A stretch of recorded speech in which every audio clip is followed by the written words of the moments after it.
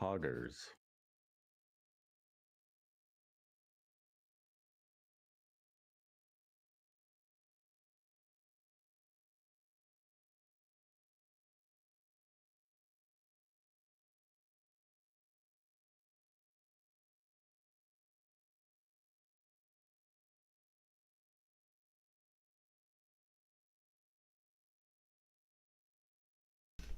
Gotta post up more stuff.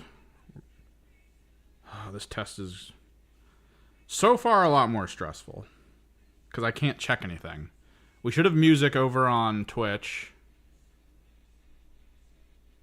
Sort of. I'm sort of back in our natural habitat. I might start moving a lot of stuff over to Stream Elements because what I'm using right now specifically uses Stream Elements.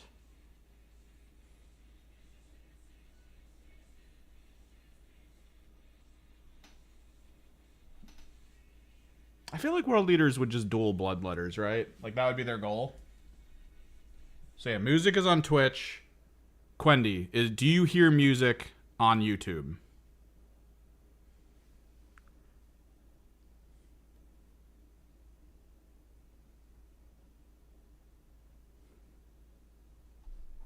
By the way, this song is baller.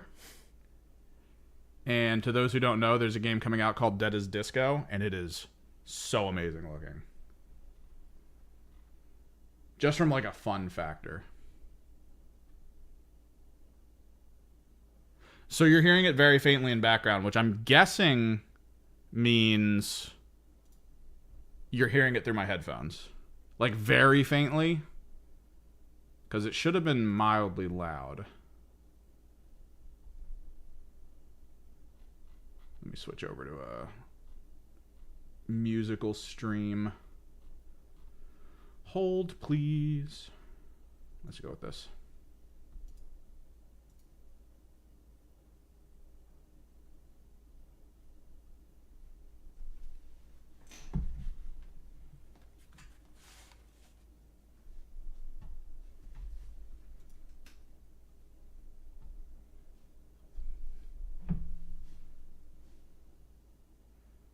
We'll see. Because to what I understand, everything I've just done should be fine. YouTube should be getting my track 2, which doesn't have my no VOD audio attached to it, to my understanding. Yeah. And then even so on Twitch, I should still be streaming dual audio channel so that what you guys hear on Twitch is music, and then what you guys get in the VOD later doesn't have the music in it. So no one yells at me. This is all I've ever wanted. All right, let me put out the tweet and the skeet. I guess that's the blue sky thing that people were memeing about a while ago.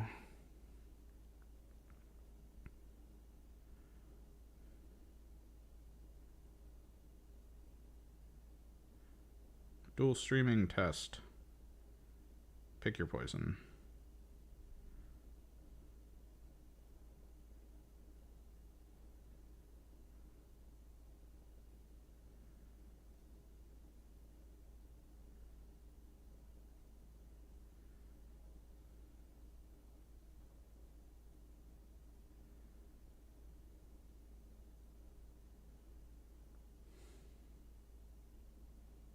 Oh, this actually kind of sucks.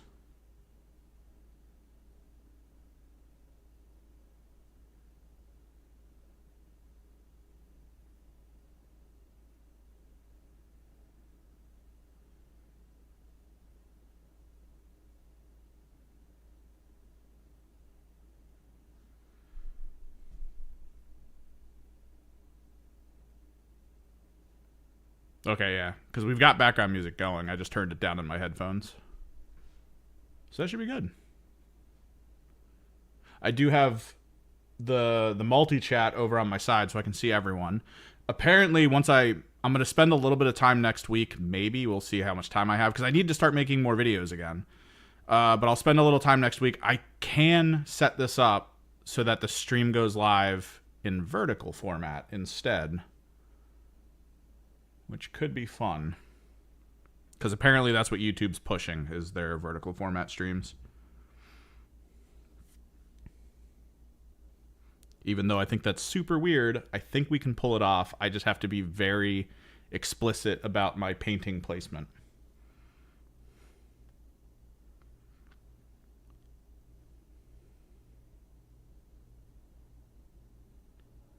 I need to go to Discord to grab the link for my stream, which I hate. I hate that I have to do this. Because Twitch, it's just my URL, but with YouTube, I have to actually go here.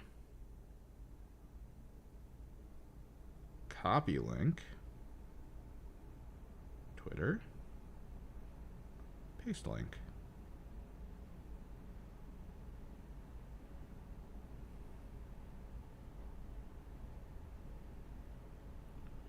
Select all, copy, post.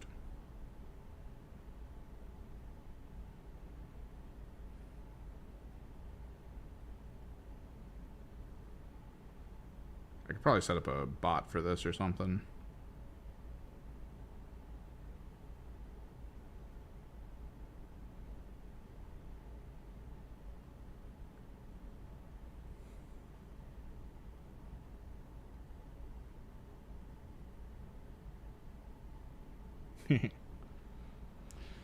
I think at some point I might also do on-screen chat. I don't know. I've always not been a fan of on-screen chat. Just because it's like, oh, someone's going to say something heinous. Cool. But yeah, here we go. Everything should be set up table-wise. I've only got a few hours. But we'll try this out. Hopefully the quality's not the worst.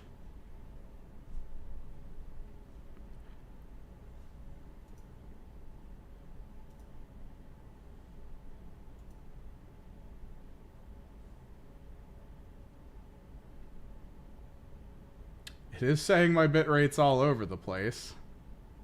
Please tell me if there's like awkward stuff happening.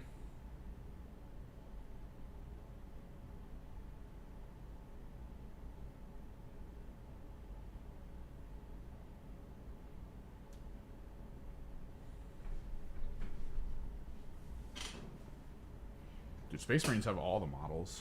I wish I had the expansive line of things to build and do as Space Marines have.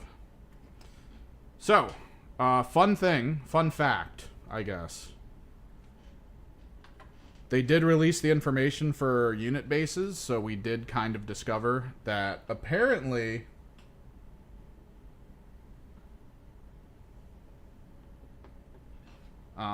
Thousand Sun Sorcerers are on 40s. So what I'm going to do for now, because I have to debate waiting to see if that stays the case or if it changes. But Ahriman is on a 40, but he's not on foot anymore. So I'm going to be using this as a sorcerer for now. So I've already kind of painted him up. I've adjusted the color of his armor to actually have layer flats and stuff. So he's already prepped for the most part. Also something I've noticed. Sorcerers and Exalted Sorcerers no longer allowed to have weapon options outside of Copishes. And just like Exalted, Copishes don't get rid of the Force weapon. So all of your units on field are a special spell, a Copish, and a Force Staff, and a Bolt Pistol.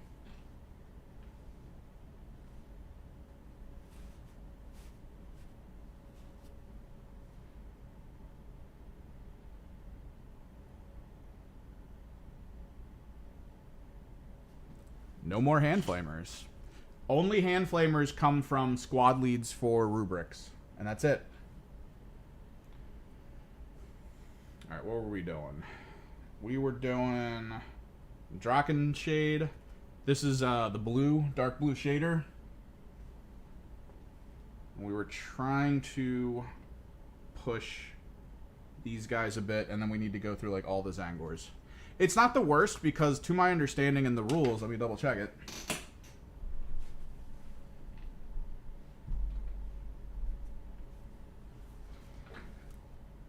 One's a pistol and one's a gun, which means you can't fire both anyway. Whereas they used to be like some were pistol at the same time, Or some were gun. Like, let me see. Sorcerer and Terminator armor.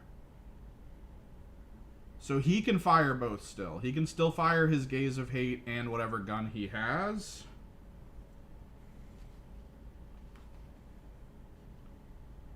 Let's see. Oh. Oh, lol, there's a typo. I don't even think they found the typo. That's funny. Unless it's not a typo. They just did the QA, too. They just did the QA post.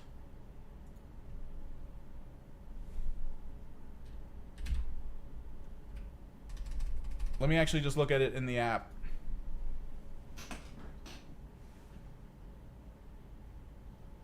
Right now, the Infernal Master's pistol doesn't have the pistol keyword. It's so stupid.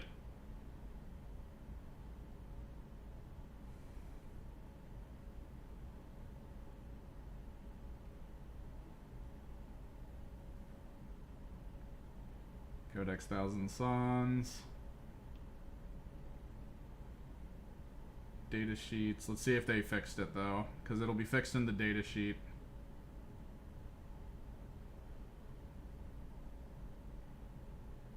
Nope. Still not even in the data sheet. So as of right now, rules is written, the Infernal Master can shoot his bolt pistol and his Fires of the Abyss, but everyone else has to pick because it's pistol and regular. Yeah, it's all pistol and regular across the board beyond that. Even Ahriman.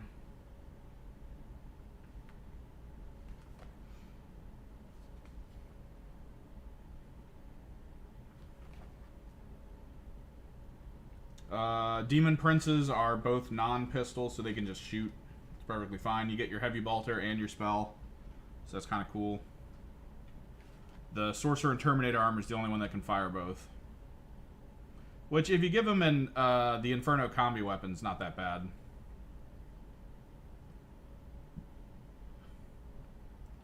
Ooh. The Sorcerer can no longer be equipped with a Copish. The Terminator Sorcerer, no longer equipable with a Copish, but the regular Sorcerer now can be equipped with a Copish. So every single Exalted and Sorcerer model on the field will have their full loadout plus Copish, because there's no downside to taking the Copish. It replaces nothing.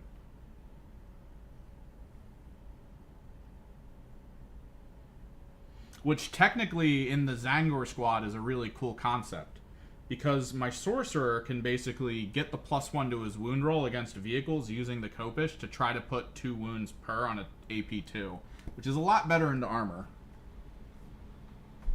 Granted, it's a tiny amount of attacks anyway, but I still think it's viable when running in with that 20-man squad of TZAANGORs to activate the +1 to wounds. I think it's very useful. Pretty poggers. Alright, let me try to get this zoom properly.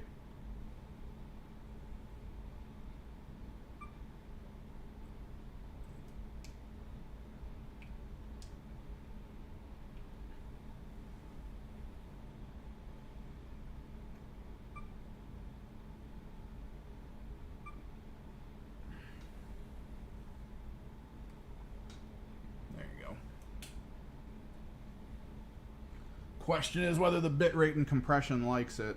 I don't know. We'll find out. Don't know how this actually looks. I'll have to watch back some of the VODs. That was the worry with going multi-stream, is that I have to now split my bandwidth between multiple people. And I was already having weird issues with Twitch not liking my connection.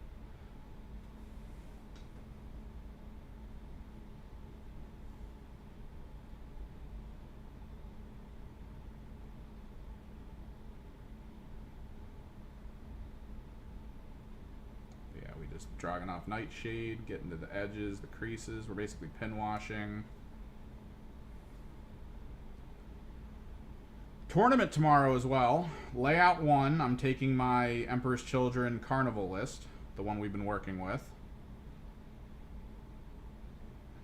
I could have taken this mutant list, but I really didn't feel like showing up with an untested list and just being like, all right, we ball.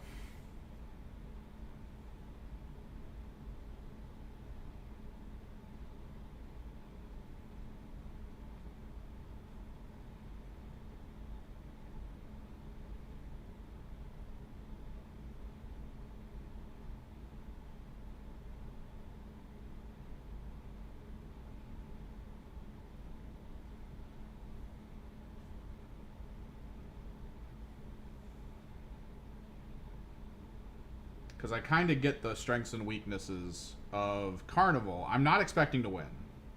This is not a list that I've built expecting to win a tournament. Which is a weird thing to say, I know.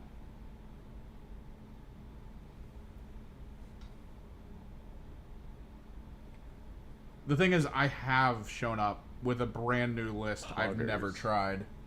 Under the concept of we ball. Oh, thanks for the follow on Twitch. Okay, so it does track both Twitch and YouTube. Good. Good, good, good. That was also a worry.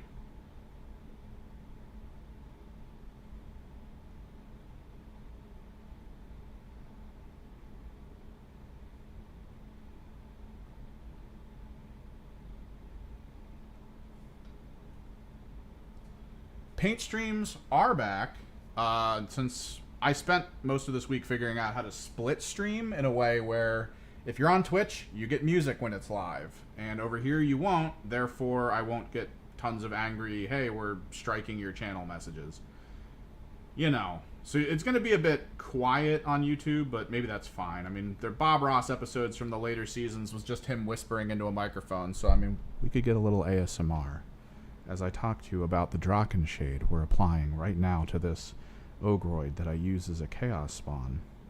And we're going to have to apply it to approximately 30 TZAANGOR that are sitting currently to my right.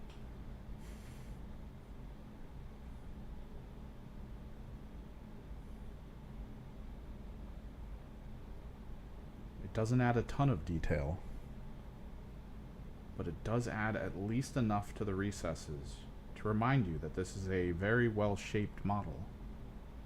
We're applying happy little shadows.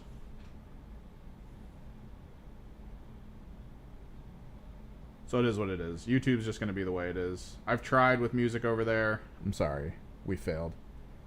Oh yeah. Dude. This is their Demon Prince.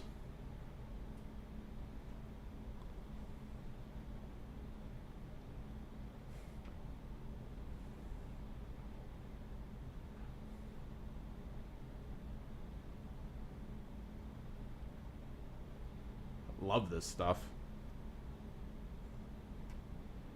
And as always, if someone doesn't like it, I have the backup. Just in case. Ynnari is popular. It kind of. So, it depends on how you look at it, right? Like, there's definitely going to be fans of the Ynnari just because it is Drukhari and Eldari together. And there's people right now who want to use new Drukhari rules, but there's no Drukhari Codex. It's just the index and a bunch of different Grotmist detachments and like side detachments they've added. So they got to go to... Yeah, and the Quins. You get access to the Quins and all that. But the reason Ynnari might be attractive to a lot of people is because it was winning a ton of tournaments early on. Because it is a big brain list. It is a very big brain list. Yeah, these guys are just giant TZAANGORs. This is what happens when a TZAANGOR becomes a chaos spawn.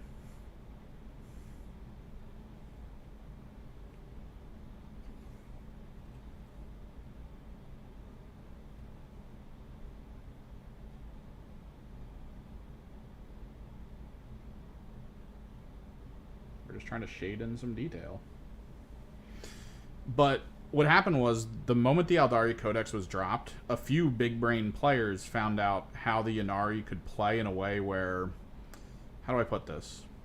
The best way to play Warhammer 40k in a competitive level is to play a game that doesn't involve your opponent. And Ynnari are that. Ynnari don't care what your opponent's doing. And if your opponent chimes in at any point, you get benefits. You get to be like, oh, you shot at me? All right, well, I'm going to score way more points next turn because I've now repositioned all these units into these spots that are a problem for you. Thanks for giving me the bonus points. And, like, that's how the Ynnari play, and you have to be a very advanced player to deal with that. Like, you have to really know how to play. And that, I'm saying that as a person who assumes the moment I go into Ynnari, I'm going to lose. I don't think I have the knowledge or, like, personal experience to be able to handle I need to not shoot at this in order to win kind of team. I have lost games because I've actively wanted to kill squads. Like, I was... okay, I lost this game because my opponent didn't know how to play for the first 3 rounds. And we didn't find out about that till it was too late, and he already had all this score that he shouldn't have had, and, like, we didn't want to backtrack and figure out exactly how many points he shouldn't have earned. Like, that kind of crap. Like, it's a bit on me for not paying attention. I get it.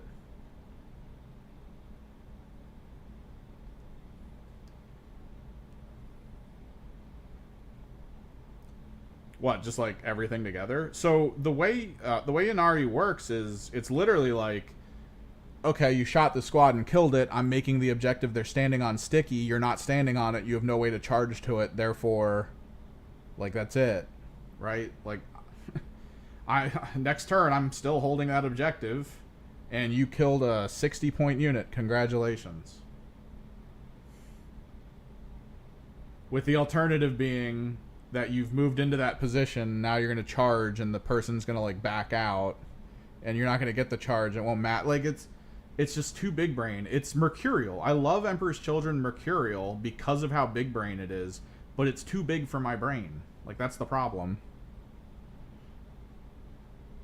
In mercurial, you have 3 squads of Chaos Spawn with reactive 6-inch moves, and then a 1 command point ploy for any of your squads on the field for a 6-inch reactive move.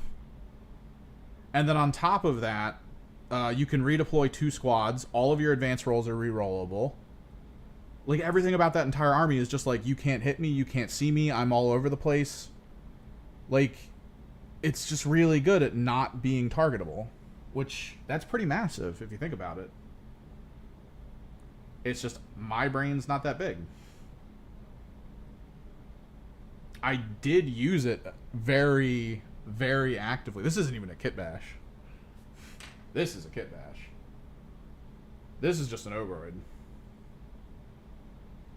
And instead of having a sword, he has an axe hand with his shield. So that's like a slight kit bash, but this be my kit bash.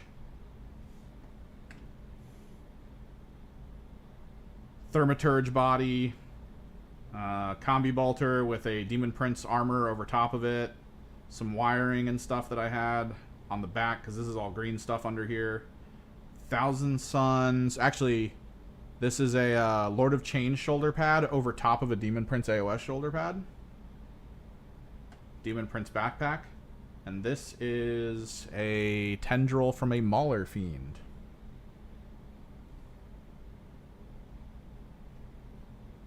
This represents this. 45 bucks. Way cheaper. And like we were talking about earlier, it turns out these little guys... I should probably figure out how to put chat on screen so you guys can see the YouTube chat. We'll figure that out, hopefully before next time. We figured out that I need to razor blade these guys off of their bases. Because these are my sorcerers. And supposedly sorcerers are on 40s. So I don't want to do this because I don't think this is interesting. But I'm also really hoping they don't just go like, oh man, we're gonna lower it back down to 32s. I'll be like, you guys are assholes.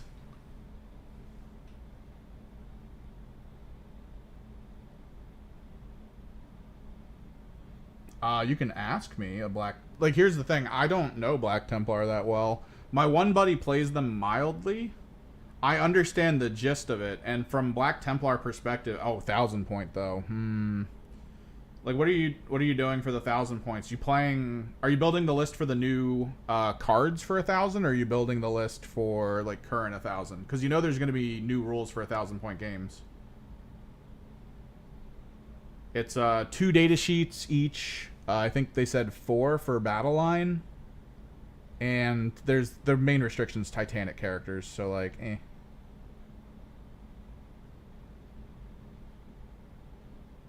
Exalted Sorks are 32s. Exalted Sorks are 32s, man. Exalted Sorks have smaller bases than Sorcerers, which I get, technically. So the way it's been described to me is that the Chaos Space Marine Sorcerer is on a 40. So it's one of those dumb things where they weren't clear. If you look up the Thousand Sun list, like the Thousand Sun shop on Games Workshop right now, they don't have a Sorcerer. They don't show you the Chaos Space Marine Sorcerer there. So you're assuming the Chaos Space Marine Sorcerer isn't part of the Thousand Suns list. You're assuming the Exalted Sorcerer box is the only way to get them all, and all of the information in the Exalted Sorcerer box is only about the Exalted Sorcerers being on 32s on foot or 40s on disc. And that's it. That's all we're getting. That's all they gave us. Alright, let's start doing the Tzaangors, because this is going to take like a freaking hour.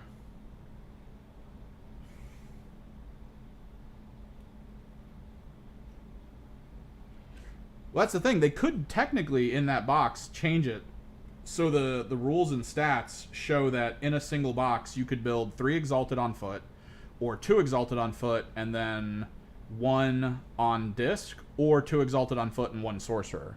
Because you get a 40 in that box.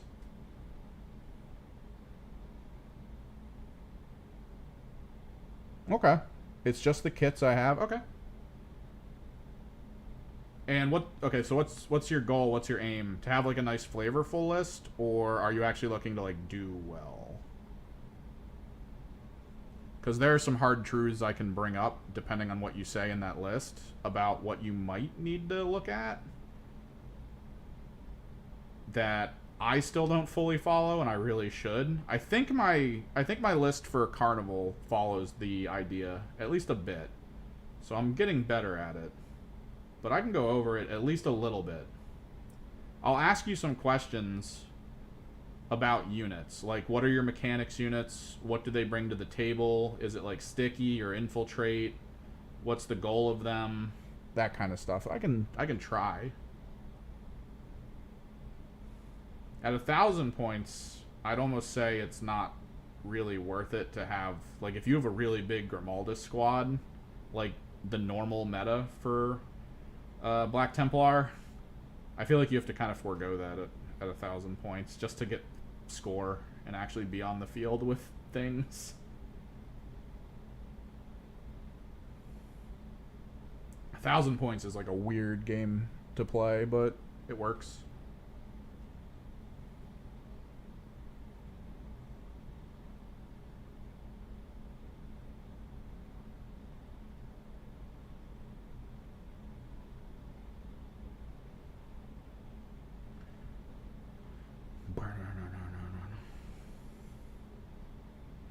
So we're just hitting all of my Tzaangors with a bit of Draken Shade.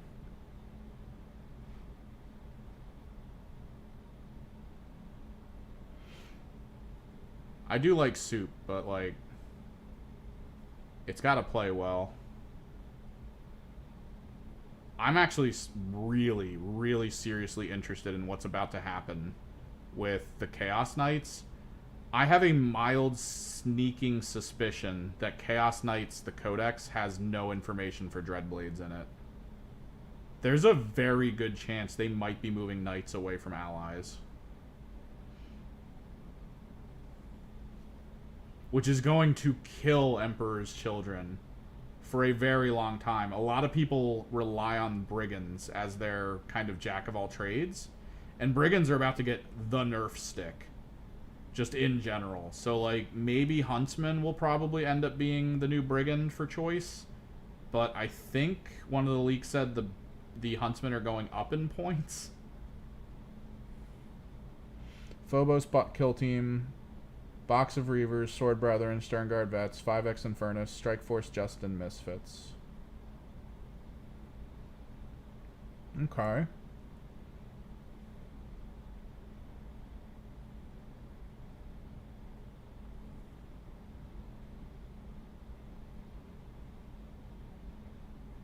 That doesn't seem bad. Phobos and Reavers are never considered that good, though. Are Reavers the one that are anti-Deep Strike, or are those the Infiltrators? One of those, it's Scouts that are anti-Deep Strike, isn't it? Or is one of those anti-Deep Strike? Oh, dude, the Combat Patrol is solid.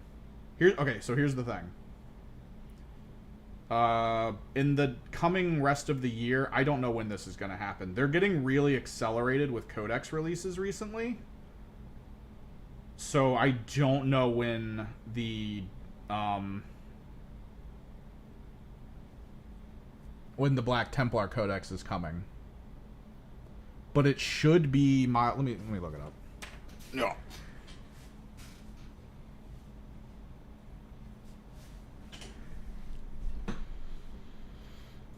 How's everyone's connection as well? Like, how's everyone's video looking? It might look a little fuzzy because I'm running at much slower kbps. I increased it a little bit, and I'm noticing Twitch is saying it's pretty unstable.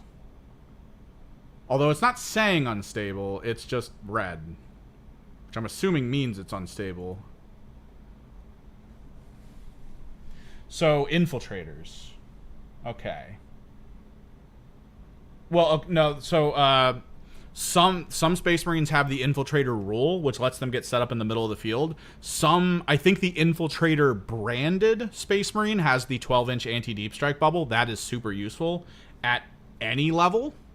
Like at 1,000 points, being like, no, you can't appear on the field within 12 inches of this spread out squad. That's really good.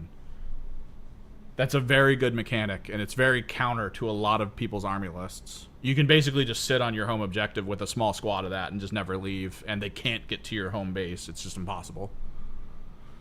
What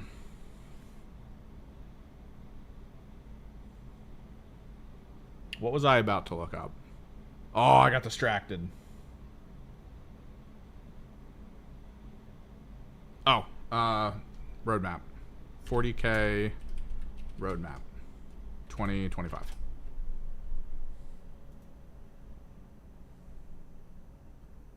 Okay. I don't know if they've updated the... I could have swore they updated this.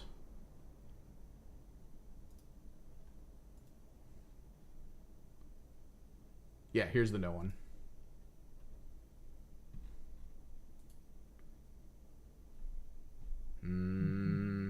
Open image.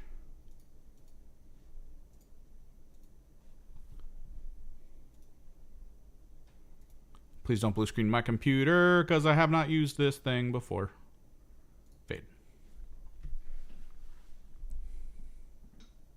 Ooh, nice. So, this is where we're at. This is still to come. That should be soon-ish, I think, right? Or did that already drop? Did this already drop? We just passed here. These guys are already done. This is next.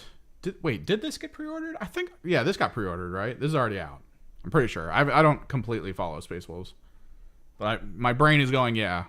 Because I remember seeing people at the store explicitly to pre-order it. So this is next. Should be this afterwards. Like, very closely afterwards. You're here. What's going to end up happening is if you buy the current Combat Patrol, you'll get the cool stuff there. But when this drops, there's going to be a whole new battle box, a whole new Combat Patrol. There's potentially a battle box. Do we think there's a battle box here? Because these guys are getting a battle box. These guys got one too, right? Like, everything here got a battle box. I'm not going crazy. This got a... Yeah, you'll get a battle box here. So if you're looking to collect, you can get the Combat Patrol now if you really want to. But if you're on a budget, I would say hard save your money and really go in to try to snag the battle box when this drops. Most likely. Most likely. Because, like, with this, I think, we looked it up, and the price of the battle box, I want to say netted you like these 2 units of robots, and I want to say the Terminators for free. It was a really stupidly good deal. I didn't need it because I already have all that stuff, but it was a really stupidly good deal for this. And I think this one was a stupidly good deal too. And this is what? This was like 9 War Dogs or something like crazy. This was an insane amount of War Dogs. I mean, to my understanding, it sounds like the weapons that attach to them, you're only getting the amount of weapons they showed you. Like, they're not going to give you the amount of weapons so that everything could be anything. Even if it's a refresh, it'll be a refresh of some models, and they'll be in the battle box, most likely. But yeah, I would say, depending on your monetary situation, one, if you just have money, grab the current combat patrol, because most likely that's going to change, like, mildly decently. Like, the Thousand Suns combat patrol that just came out, really good. Really good to start with. Demon Prince, TZAANGOR Shaman, 3 TZAANGOR Spearmen, and a Rubric Marine squad. I think that was it, right? I'm not forgetting anyone. I think that was it. It's a good place to start. It is a good place to start for the price. I think this one was pretty good with I think it has like the Rhino and everything. Like, these are usually pretty good. So the current one for Black Templar, where do I want to open this?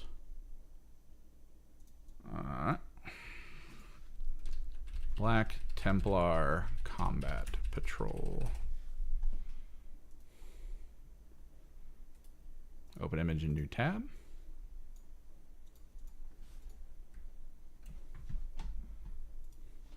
This is very useful. People really do like impulsors, and there is this weird notion right now for Space Marines where they think rhinos are going to get kind of pushed to chaos only potentially. And then these are going to kind of take over. I don't put a lot of stock in that as a concept, but you do get what looks like, these are neophytes. That's not bad. You get a couple regular Marines, some heavy stuff, it looks like, or maybe these are all just regular Marines.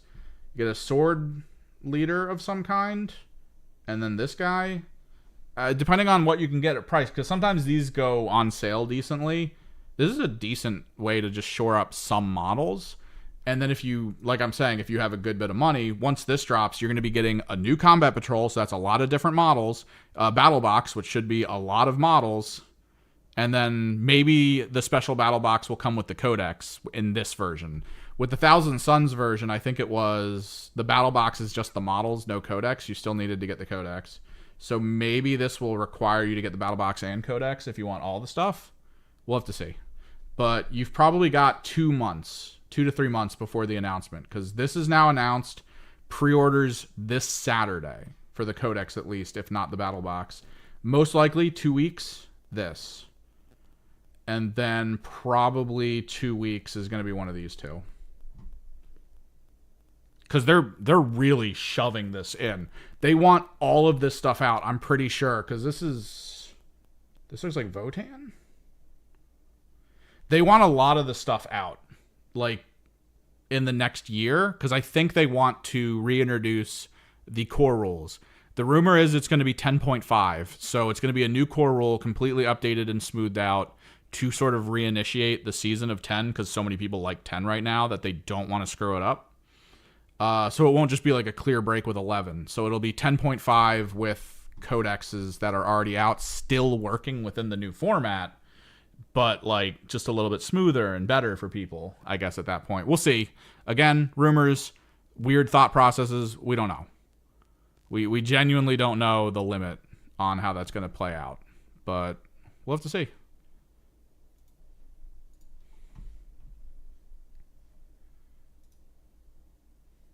And fun thing you can do is if you have local game stores near you, sometimes they have weird stock that they don't even recognize in their store.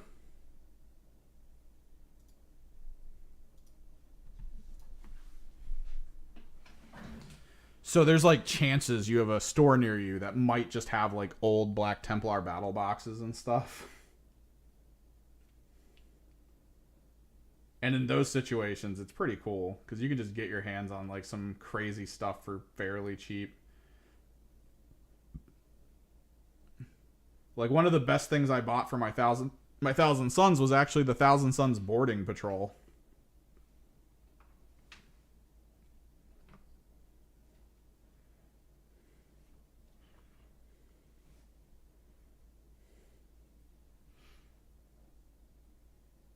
Yeah. You can pay stuff out.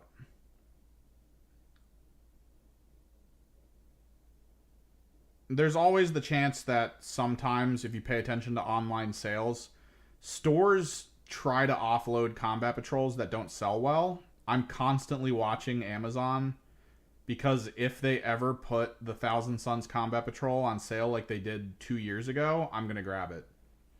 It's more Tzaangors, which, whatever. I'm not really that worried about it. I can try to tune them to be better for, like, making new lists in AOS or something, maybe. Because I do love AOS. But the big thing is, it was $60, and it would get me all those Tzaangors.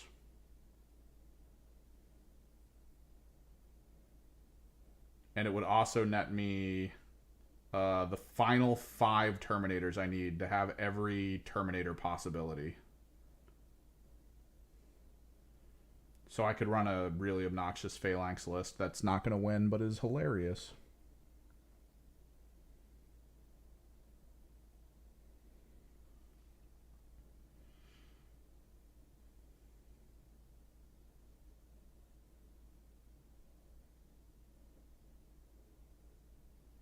No, yeah, it's usually a good idea for your wallet alone to build off of what you already own.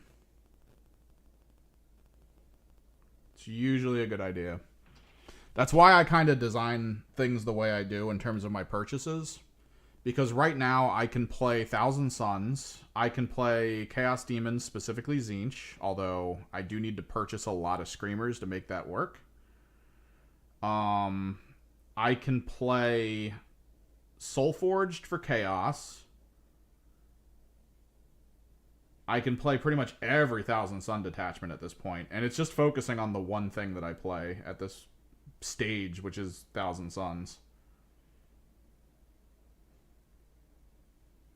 Even though I do have a lot of kill teams from, like, the Imperium and stuff, it's nowhere near enough for me to be like, oh, let me just buy a couple tanks and I'll have an Imperial Guard army.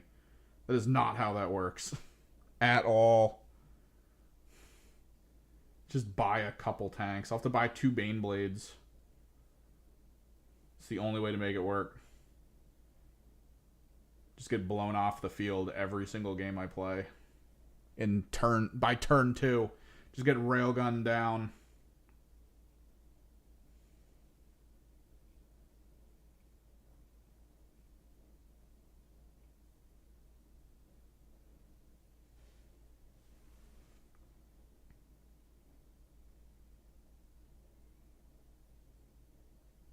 Ooh.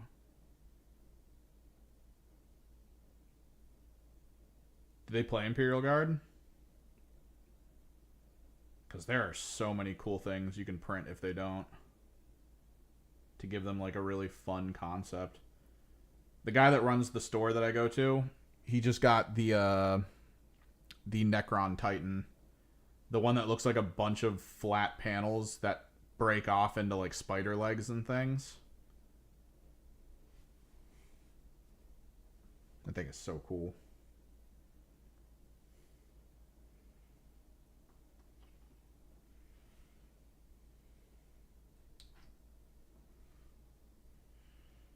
Ooh, we can go over... So the tournament I'm going to tomorrow dropped its list of what all the maps are going to be. So it's layout 1, because that's the constant at, like, every tournament I ever go to is layout 1. It's the norm, the standard. However, the missions are up. That's a big one to think about. So I can grab that paper here in a second.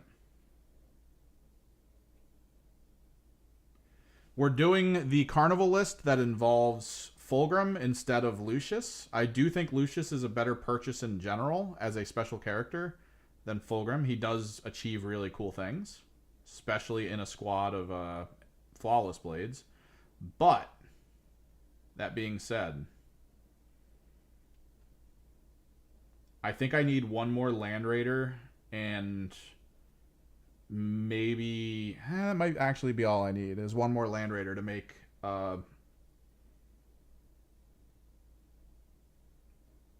Rapid Evisceration work. I think you do just straight up need 2 Land Raiders in total.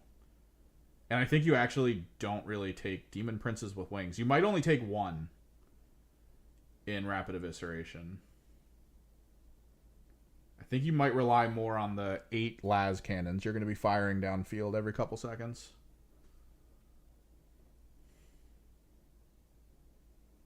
From mildly hard to kill vehicles.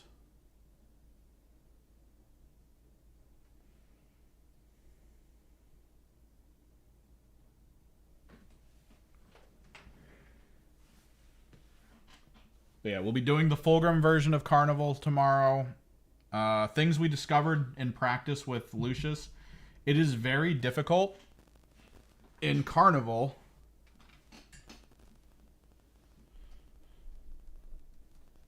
to get demons near things that are moving quickly, right? So there were moments where I was able to send units into combat, but because I uppy downy demons, I wasn't able to get those demons within a good enough range to allow myself to then move up to be in range of the sustain. It was like this whole terrible thing. But yeah, so round 1 is Linchpin. So 3 VP for your home objective, 5 VP if you hold other stuff you're going to want to hold your home. Raise banners, which is important for battle line. No problem.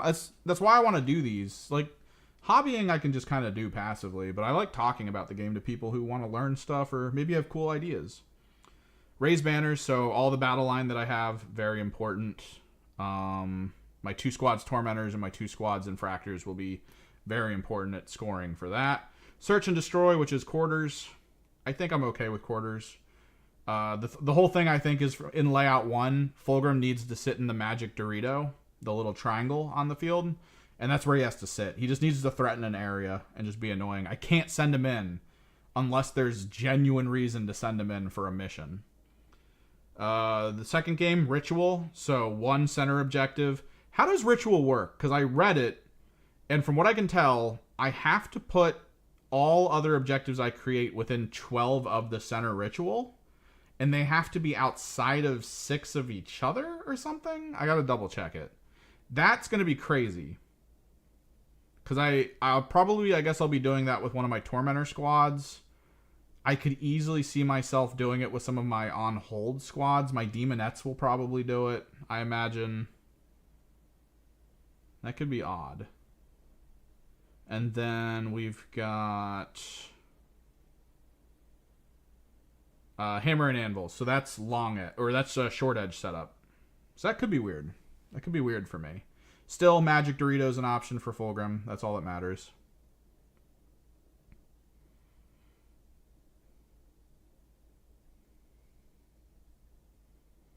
There's also the possibility that I put Fulgrim in reserve. Because that's not the worst to put him in reserve. It's 1 command point to just bring him in from Rapid Ingress and threaten large areas of the field. Final round. Oh, this involves Stalwarts as well. So my Tormentors and my Infractors will be able to perform actions. They'll be able to perform an action and then shoot. Or they'll be able to be in close combat with something and still perform actions, which isn't bad for the Infractors specifically. But that's if they take melee, which is not as good, I think. And then the last round is Scorched Earth. So that's the one where you get 5 VP per objective you control up to 10, which technically I think means you only need to control your home and a forward objective to get full control there. And then you can burn action something. And when you burn action the stuff in the middle, you get 5. And then no one can use it after you burn it. And if you burn action your opponent's deployment zone, you get 10. So that's kind of cool. So I'm definitely going to have to protect my backline. Inspired Leadership. If my Warlord is not in my deployment zone, everyone within 6 inches of him gets +1 to their leadership rolls. That's not going to be that interesting to me. This one's Crucible, which is triangles. Triangle setup.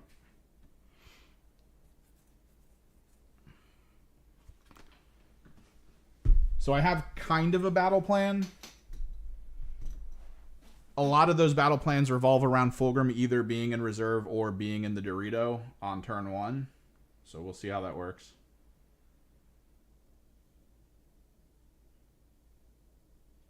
I got to use my Demonettes too, because I could easily apply the Demonettes to the Dorito in a way where they're 1 inch off the wall so that people can't charge through the wall to get to them.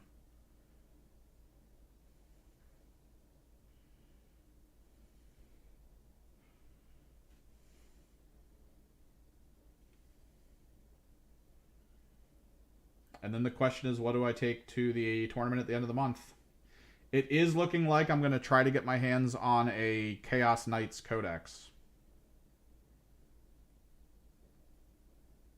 Because the Chaos Knights Codex comes out a week before the tournament. I kind of want to check with them, though. I should probably shoot them a message. Because if they say it's cool to do Chaos Knights from the Codex for the tournament, I might just do that.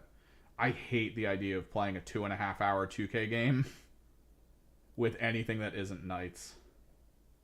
Because I'm a clock, people. There's no way I'm not bringing a clock. We gonna chess clock at that tournament. I will not sit through another hour-long Imperial Guard shooting phase in a 2.5 hour game.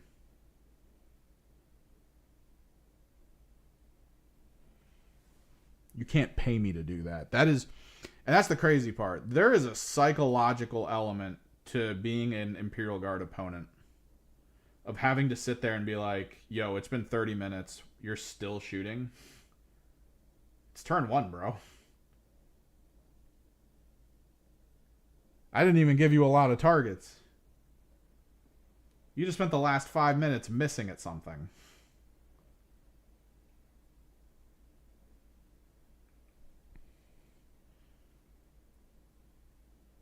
Like, I kind of want to bring my Mutant Herd, but I would only want to bring it if it was full 3 hours for the game. That's all I can think of. Give me the full 3 hours. I got you.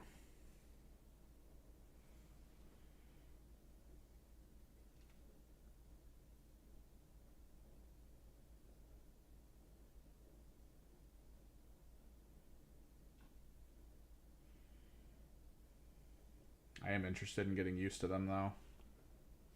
I'm going to try to get a practice game in next week with them. I'm interested to see how this list works. To those who don't know, we actually put together a pretty solid list for Tzaangors. It's got 50 total Tzaangors. One squad of 20. Those have the chain swords because that's +1 to their attacks, -1 to their strength. It's important because that squad is being led by a sorcerer, which is why we're probably going to have to rebase a sorcerer at some point. Although I can just use my Ahriman for now. I don't really care about that.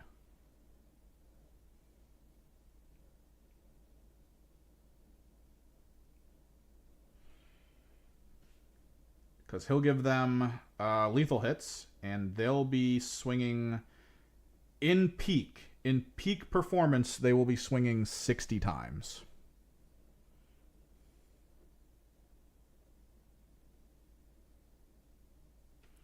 Depending on the math, because they're strength 4, if my opponent is, let's say, toughness 4, and I really need to kill that squad, I might actually suffer D3 mortals to wound on 3s instead of 4s. To try to improve the statistics. I might actually go that route.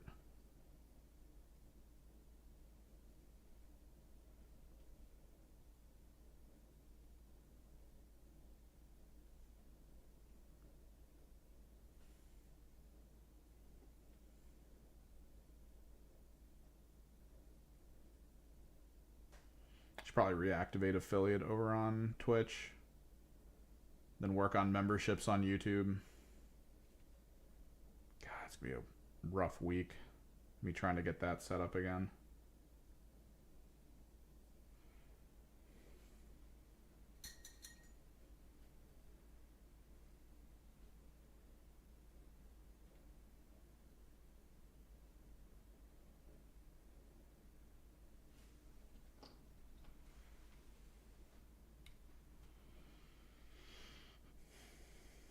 But yeah, so the rest of the Tzaangor are on their own. They're just there for mechanics, tar pitting, going places, uppy downying if they need to. Because Tzaangors now can uppy downy if you are outside of 6 inches of them.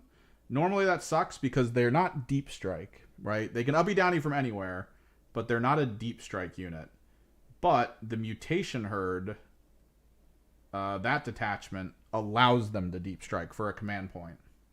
It actually allows them to 6-inch deep strike, which is pretty cool.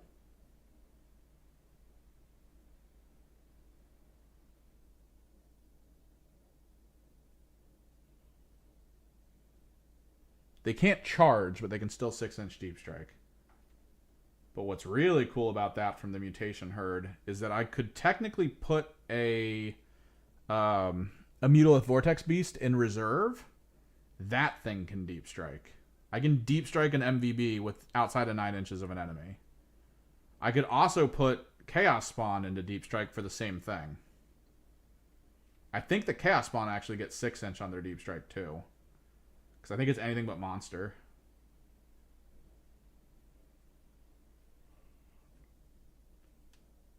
And what's fun about the big 20-man squad, if that thing's running Tar Pit up front, trying to just hold as much as possible in combat with it, depending on the statistics of what I'm being swung at with, for one command point, they get 4+ invulnerables.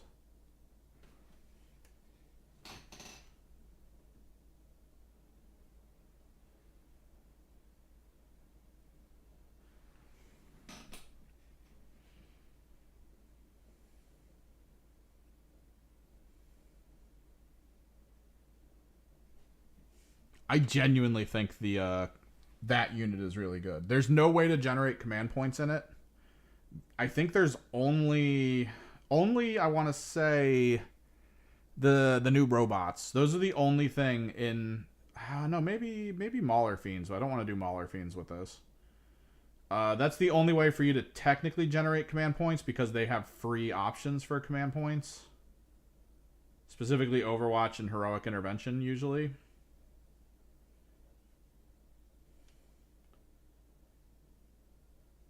Which the rumor is in the new card pack, getting a free command point when you use a ability is about to be put under the same umbrella as generating a command point, so you can technically only do it once per turn. Because a lot of people really hate that Space Marines are able to use so many ploys in a turn and never spend any extra command points on it. Like, I've played so many Space Marines now, I just get hammered with so many different, like, oh, I'm going to reroll that. Let me Heroic Intervene that. Let me do this over here. I'm going to do that as well. And on top of it, I'm just going to generate a command point for free with Marneus Calgar. Let's go. By the end of the game, they're sitting on, like, 10 command points, and they've used so many different ploys. And it's just me sitting there like, I don't know what the hell happened, man. I was alive, and then I was dead. +1 to wound rolls against the friggin' the Oath target, and you get 2 Oath targets? Okay.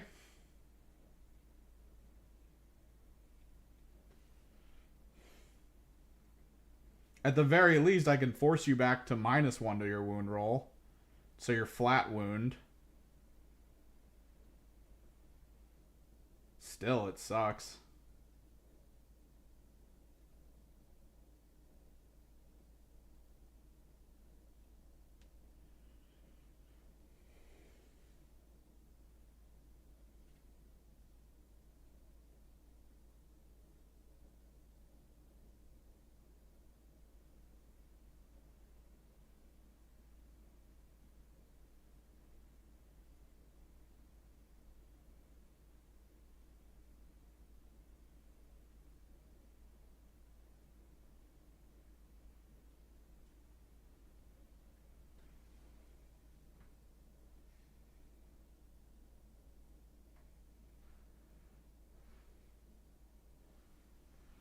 Three o'clock hit. Everyone immediately stopped watching. Man, 3 o'clock hurts my stream so hard. I wanted to stream later, but I gotta pick my sister up at 6. and I don't want to like not get a good night's rest before a tournament. I already feel like it's really hard to wake up. Like something's going on. I might have to like turn my room fan off. Maybe I move around too much with the fan on. Cause like my alarm goes off at 9 and I'm just like, nah, kill me. It's over. I ain't moving.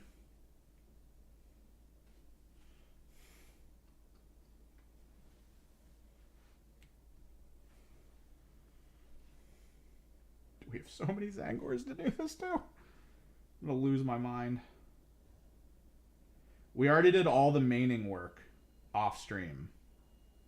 Like all the mains are now done. Like if it's feathers, it's magenta. If it's tendrils, it's dark blue.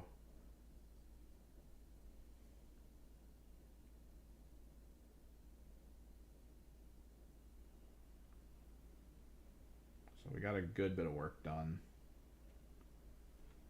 I even pushed the blades a bit by applying the fluorescent yellow to them. So they're a lot brighter than they were.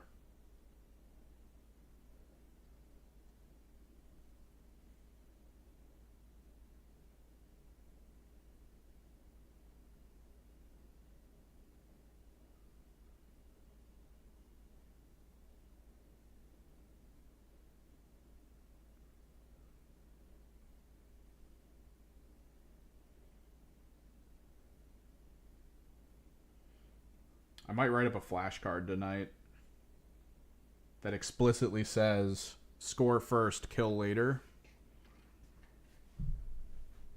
Because by God, is that my biggest problem right now?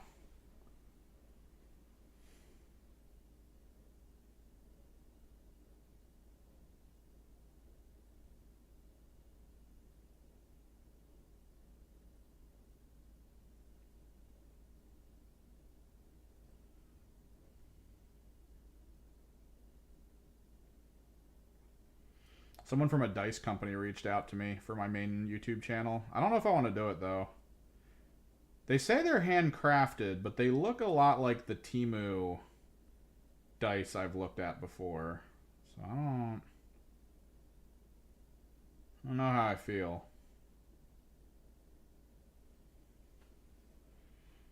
They did say to, like, converse with them about it and see, like, kind of like offer what you think you kind of want, like if you want them to send you stuff or something. So I don't know. Feels a little weird. Might avoid. I was okay with the airbrush one because I needed an airbrush. And honestly, their airbrush has done quite well, so I'm happy with it.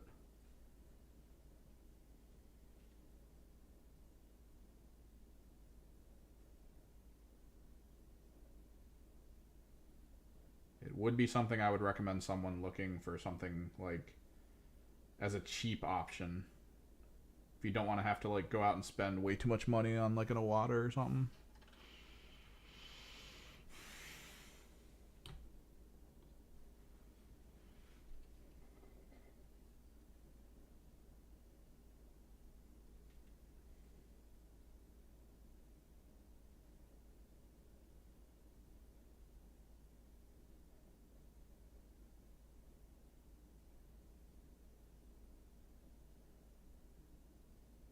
This does help put push the contrast a bit, which is good. It's making parts on their bodies pop out more for how light it is. Because it was really light. It was basically light to light before. Now it actually has dark creases and recesses, which looks really good.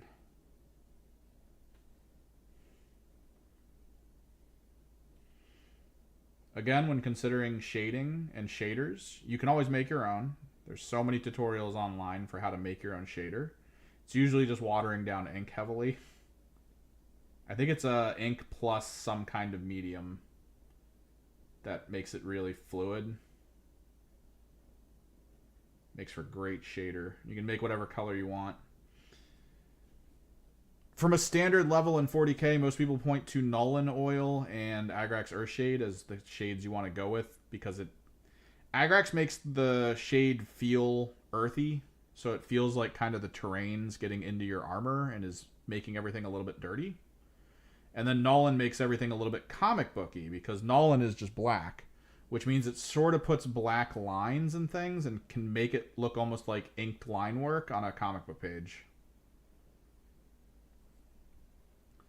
I've always preferred more to use colored shader, because colored shader can work off of skin tones, like we're using the dark blue here because Tzaangor's skin tone is blue. So I feel like the shade should probably be like a dark version of its skin. But like, let's say you're painting up a space wolf and your base on your space wolf is snow. A lot of the time shadows are based on the reflection of the world a little bit, like especially the undershadow. So with so much snow on a world reflecting sunlight and everything and kind of that blue cool palette, you could probably on a space wolf run Drakenhof shade as the shade for that, because it'll be a dark blue. It'll feel more cool overall and lean a little more into that snow side of things. I think magenta shade is probably one of the coolest shades you could get in general, though. Magenta shade, I think, comes from the Fanatic line for Army Painter. You could always make your own, like I've been saying. Magenta ink is really good. You just gotta basically liquidate it a bit.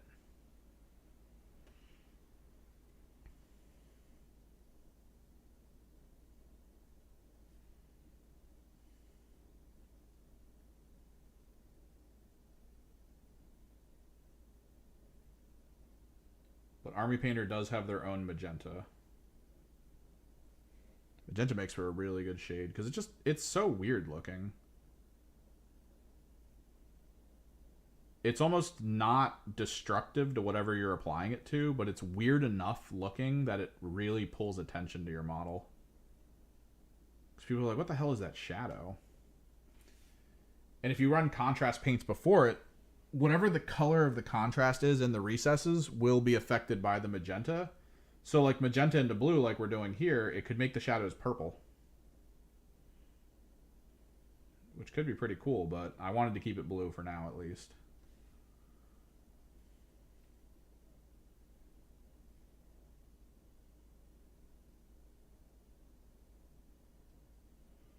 I am a bit disappointed they didn't give us Shield TZAANGOR as an option. That did make me a bit sad.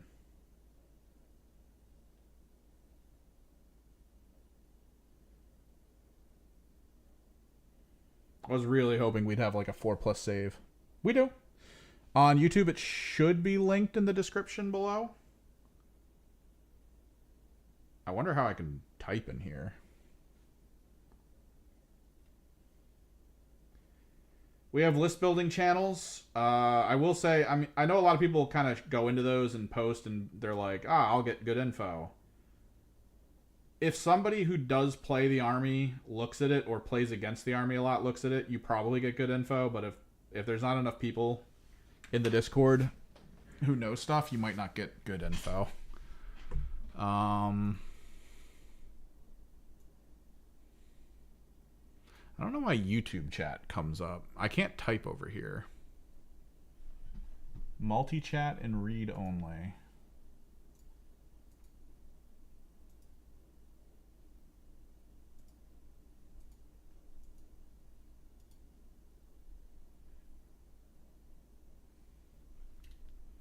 You could always link it as well in chat, because sometimes people are on mobile and they can't click easily. And hopefully I can get vertical streams going in a week or two, because that could be kind of cool.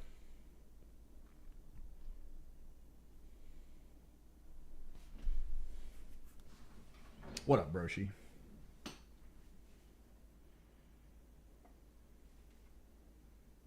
I wonder how paint streams go on vertical. Weirdly, YouTube keeps serving me vertical streams that are just awkward. Like absolute brain rot streams. One of them, you've probably seen him if you've scrolled through shorts. It's this guy who uses one of those like pens with metal that the metal is superheated on the top end. And he just writes people's names on wood. And talks in an ASMR voice.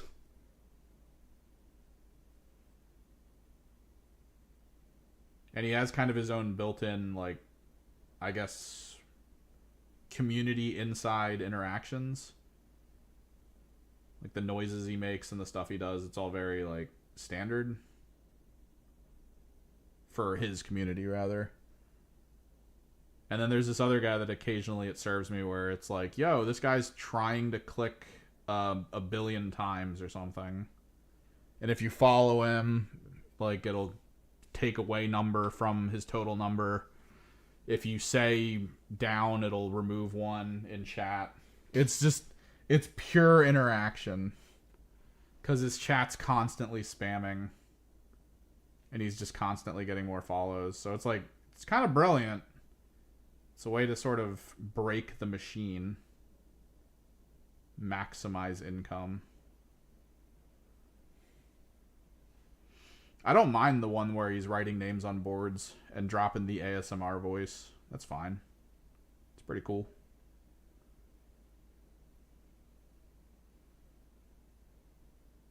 But there's like a deviousness to the people who are like, what do I have to do to try to get more viewership and have YouTube show it to more people?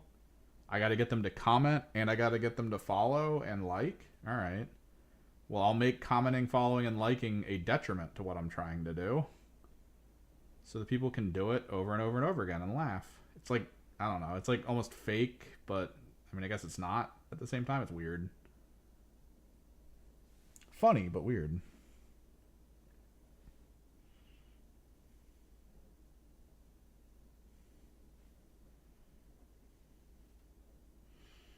I have been thinking, though, with the live streams and verticality, I could technically...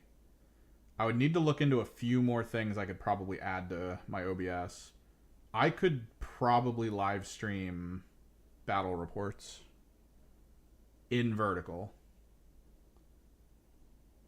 I think that would be completely possible, which is kind of cool.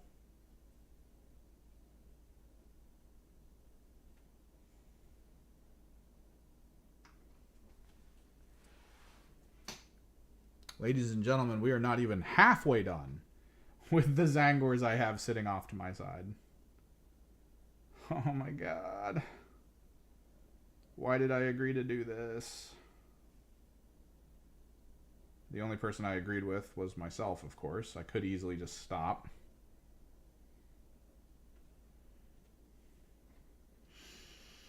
Well, Switch 2's out.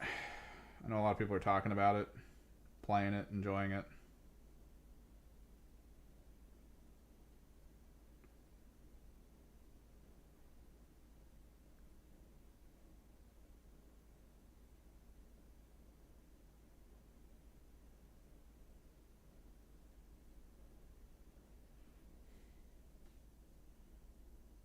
Wild to see GameStop with their whole yeah, we stapled your receipt to your system box and utterly destroyed your system. Like, GameStop's already on the chopping block for vanishing as a company. And to go ahead and do something that they're going to have to refund hundreds of people for, potentially, if not thousands. Like, I wonder how pervasive it actually is.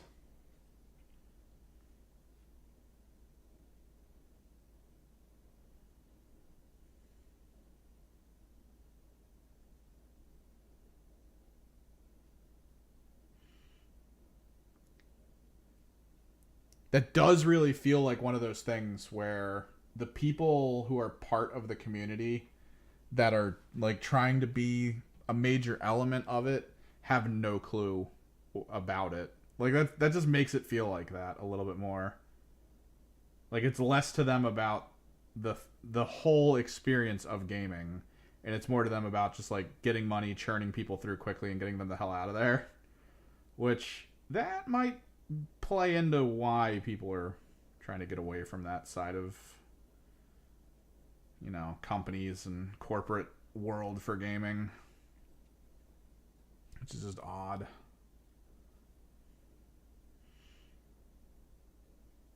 I watched the last episode of Underground Healer, and I think the last episode from last week of Country Bumpkin, we are in filler central right now.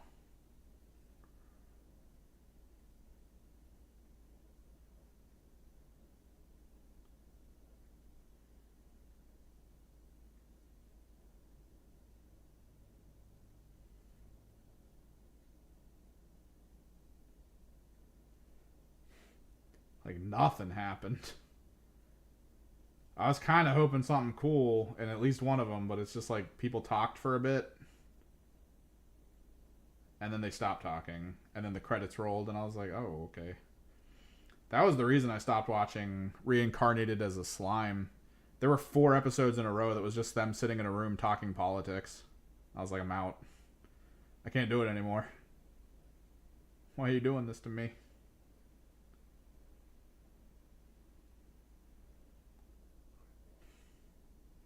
This is the only Great Blade I have, I believe, across all of my TZAANGOR. So if I ever do get that cheap Combat Patrol again, I gotta make a bunch of these. Because AOS, they're actually not bad.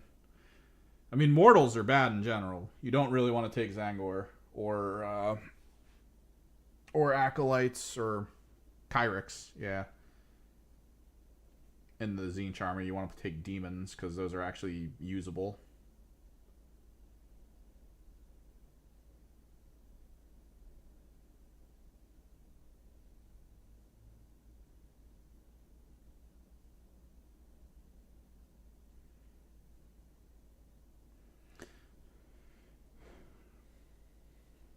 I don't think they know where it's going either. It's barely filling a story. They actually, so the crazy part with that last episode is every episode right up until now they've always done that standard harem thing where all the girls that he's kind of met over time, they appear in sequence of when he met them to all say something in a row.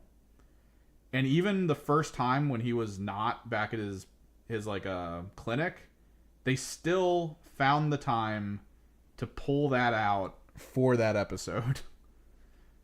And I was like, all right, they're just gonna do it again in this episode, and they just didn't. Like, it's almost like they've completely forgotten about all these side characters. It's like, whoa, something weird's happening.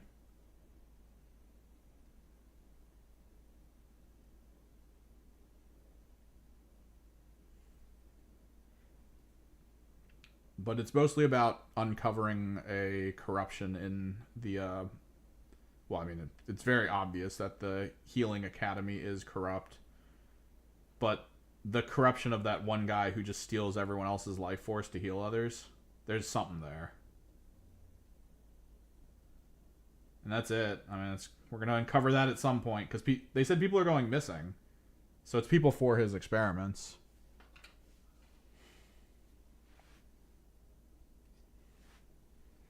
He's also very clear that he thinks people who don't make a lot of money aren't worth anything. So, like, they might as well just be killed to help the rich.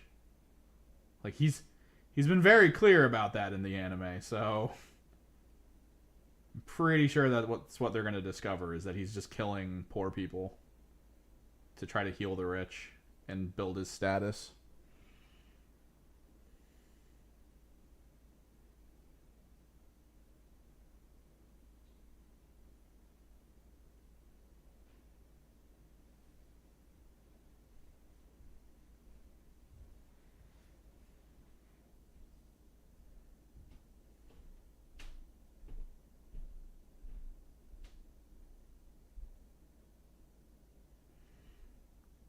Hopefully it's okay for you all over there on YouTube.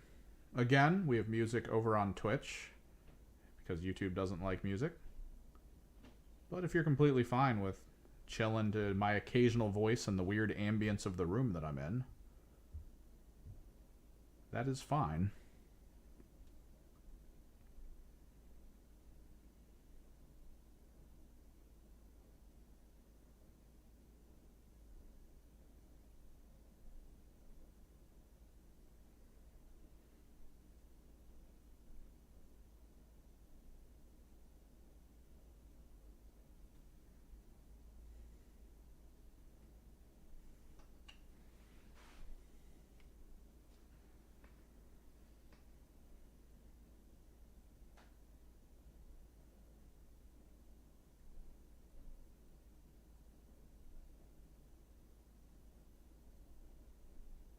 I genuinely hope that Kaiju number 8 doesn't screw it up.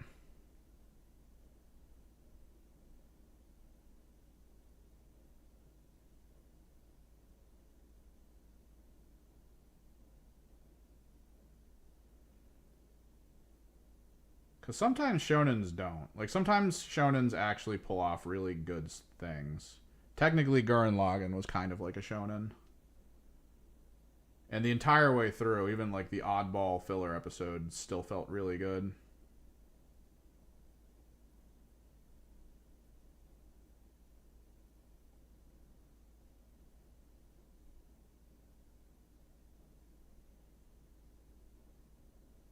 That company really knows how to do that storyline. The problem is, that company only knows how to do that storyline. They put out a movie about a firefighting group.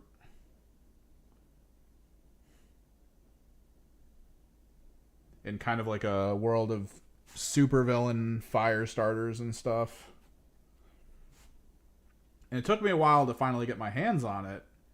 Every moment in that movie is basically all the biggest and best moments from Gurren Lagann or Kill la Kill. Just as almost like a montage. At no point during any of that.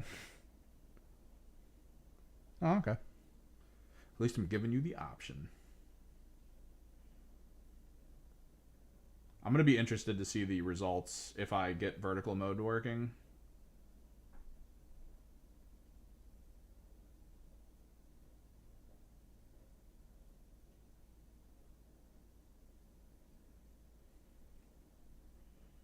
Next week, though, I do think we want to focus on at least one new video. I have one video all pre-planned out. I just got to get the pictures and stuff together. I think I was a little disheartened because I had kind of an epiphany in that last video with the Space Marines where I was like, oh, I could do this and it would make it decent to the point where like I could film short videos in the same fashion.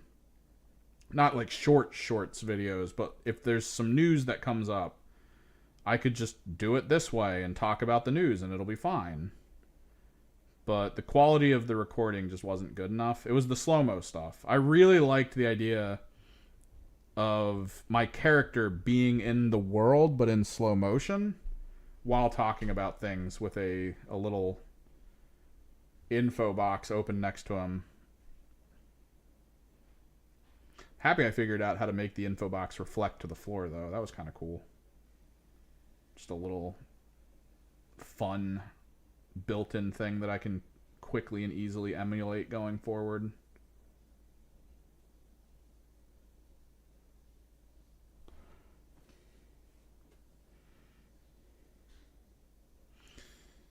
I know Misclick's worried about the video games in vertical, and I kind of want to link her a clip that I found to show her how to kind of work on it.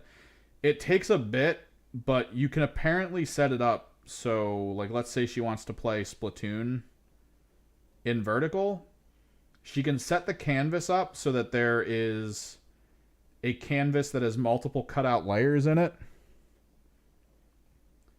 based on things in the game she wants to show. Like in Splatoon, if she wants to show her ultimate bar, maybe her ammo, or maybe the minimap or something, she can actually cut those out using alpha channels, and she just applies the general like Splatoon stuff over top of the main game channel in the vertical format, and she could pull the minimap in and put it somewhere if she wanted.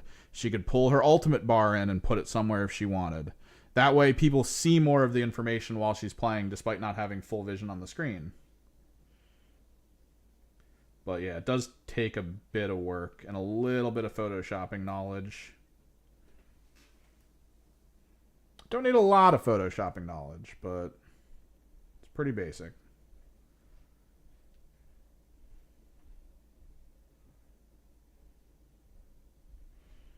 I was trying to talk to her on her last stream. I guess she didn't see my conversation.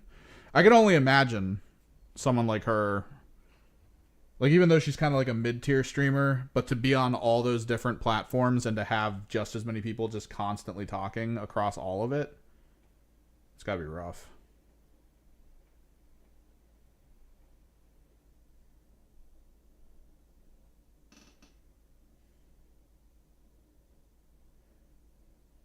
It's either that or she hates me now. I never know which one it is. Honestly, I don't know. Not necessarily hates me. More nothings me. People do be people.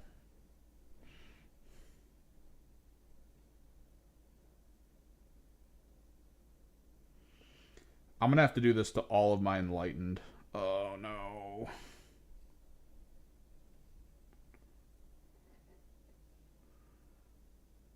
Do not like.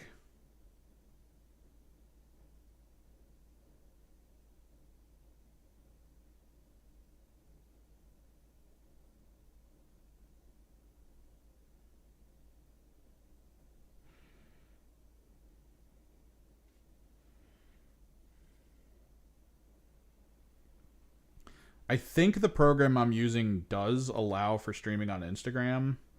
Supposedly it allows for it on TikTok. TikTok has like a weird, like, you have to be part of an agency to stream, but because Stream Elements is considered an agency, you're basically getting in through Stream Elements, allowing you to stream. Unless they changed it, I can't remember.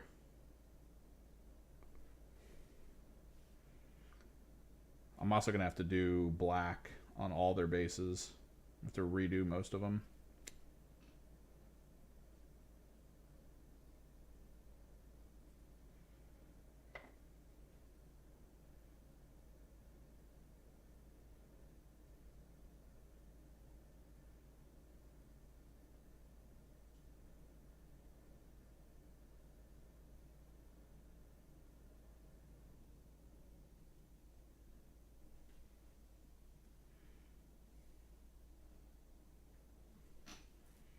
I think we're at the halfway marker.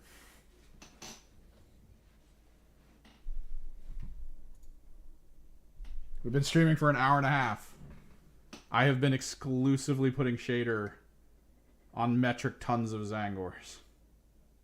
I also want to touch up some of the Tzaangor details. Like, some of them have daggers. Actually, I think almost all of them have daggers.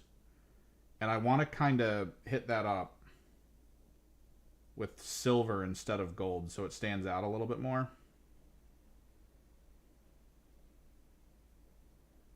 Because right now their entire belt is gold, just because that was a quick speed paint thing.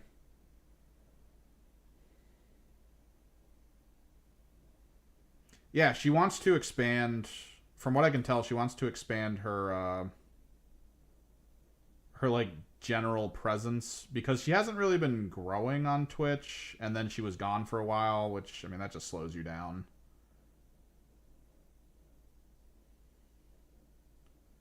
And she wants to stream again. It sounds like her kid's kind of doing more independent stuff, which would let her stream more. But at this point, from anyone's perspective, the whole thing she should be doing is focusing on growing her brand on her side. So, like, don't expect her to be back on Spawncast unless she wants to be. It's all going to be down to timing for her. Because we still do stuff Saturday, and, I mean, I don't doubt that Saturday is still her, like, this is our family time day.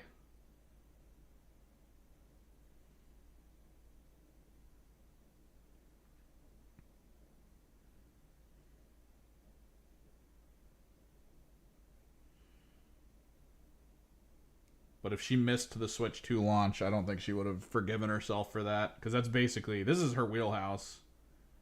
This is people, like, coming in bulk to see what she's doing with the release.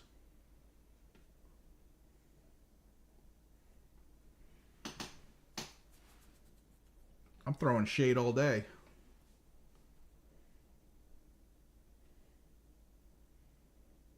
Once we finish the Mutant Horde, we got to move over to the Phalanx units so I can start working on potentially a Phalanx list.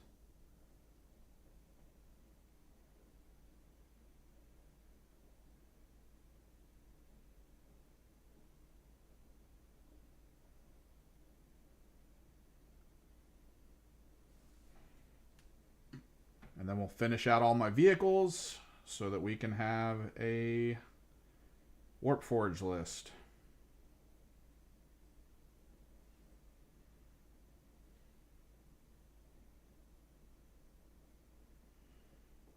I'll be interested to see over the course of upcoming tournaments what kind of combinations actually work for Thousand Suns. Because even though most of the detachments are explicitly designed for individual model type things, like the Warp Meld, which is what we're doing, is explicitly designed for Tzaangors, Mutilate Vortex Beasts, and Chaos Spawn, I still think in other lists, even if the focus isn't exclusively on those models, they might still find a lot of use. Because Tzaangors are still our chaff and fodder. They scout. They're very cheap. They are not battle line outside of Warp Meld, so you can't take 6 small squads of them. But it's probably still kind of worth it to maybe take 1 or 2 just to help out. Because even in the armored list, you don't want to sacrifice your armor, right? Like, the armor is what has all the power. If you're going to sit in middle and jump out and try to hold on to points, it might be worth it having the Sectar robots infiltrate to middle and then have maybe 2 squads of small amounts of Tzaangors scout to that area and then use them to score first while the Sectar robots just kind of chill for later stuff. It'll be interesting to see how that kind of adapts. Because I'm kind of wondering, I'm hoping to see maybe like in a competitive scene at high level, maybe Warp Meld uses like a squad of Terminators and not just a single Terminator like I am. Or maybe they have reason to use the Sectars to hold down an area that a bunch of Tzaangor scout to.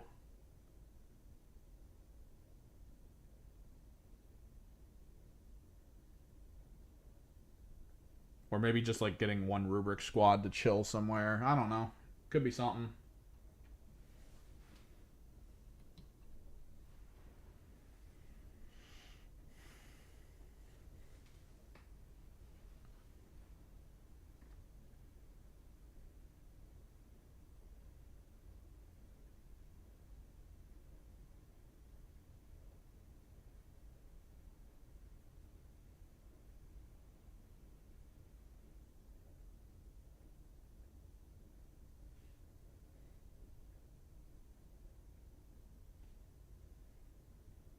It's not even that she was resting a lot. She was doing a lot with her kid. School prep, all the initial, like, early year stuff.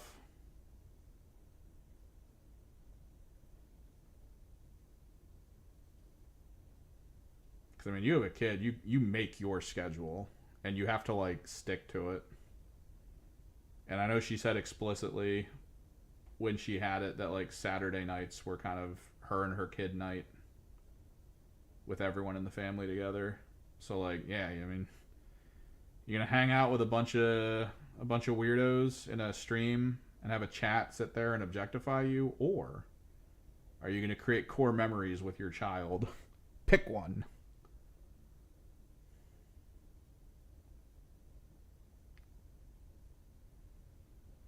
Even now with like Celia and Josie, I have to like stare at chat and I'm like, all right, I have a creep meter where the more and more creepy someone sounds, the more I'm like, maybe I ban.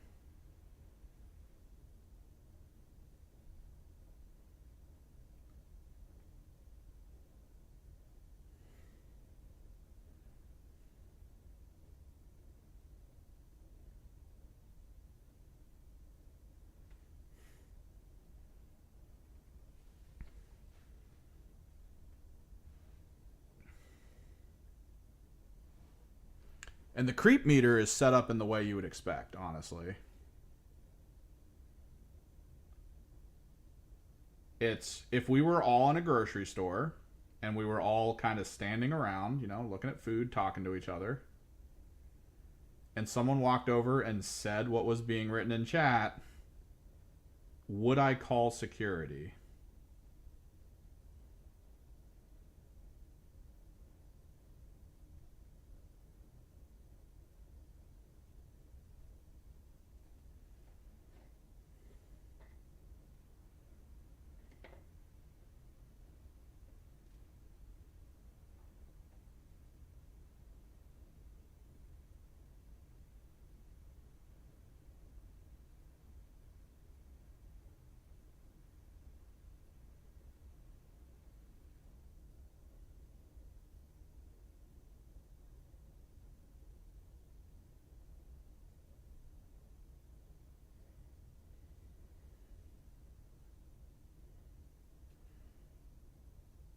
probably the most annoying thing for being a mod right now on Spawncast is I've had 3 people go like, yo, I'll actually mod. And I've run them down like the rules and systems. And I'm like, all right, message me if it's something like a little off that you're not quite sure about, and I'll kind of steer you through so that in future you'll know. It's perfectly fine, and over time you'll eventually be like, yeah, I got it, and then you won't have to talk to me anymore about it, and you'll just do it. It's awesome. And I eventually had one person get to the point where he was like, instead of asking and then banning, or seeing me ban and then asking like, all right, just to make sure it's because of this, he would just ban. And then he would ask afterwards and be like, was that a good ban? And I go, yeah. I saw what he was saying and you banned him. Yeah. Good ban. And then he just kind of stopped asking. And he was good. And he was like, thanks for the opportunity. I got to go to school now. And I'm not going to be able to do it anymore. And then that was it. I worked so hard to get someone to be like perfect for it. And then they were like, all right, I got to go do other things.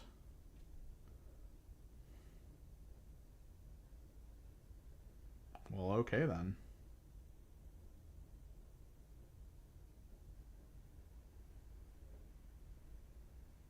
I might get a Wawa sandwich tonight. I gotta pick my sister up from work.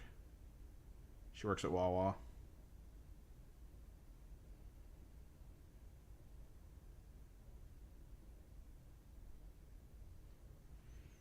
It's been forever since I've had a sandwich from there. Probably go BLT Club, which, yes, is 1.5 BLTs in a single sandwich. There's a mild chance I will even apply extra applewood bacon.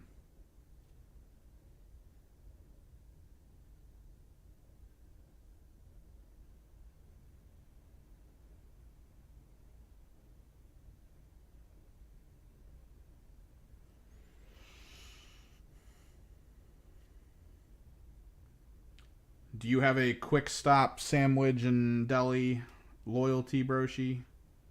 To my understanding, there are people in this world who are live and die by like Sheets. I don't hear a lot of people talk about Royal Farms, but I've eaten at Royal Farms. They're actually really good. Better chicken than almost anywhere else from that kind of universe, I guess. Better fries too. I know Wawa finally was like, let's do fries, and they're just giving us like basic ass air fryer fries.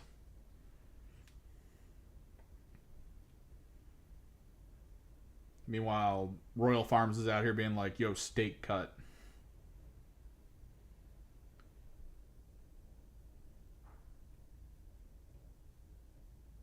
Boiled in, or fried in so much oil that the moment you step into that building, you smell it.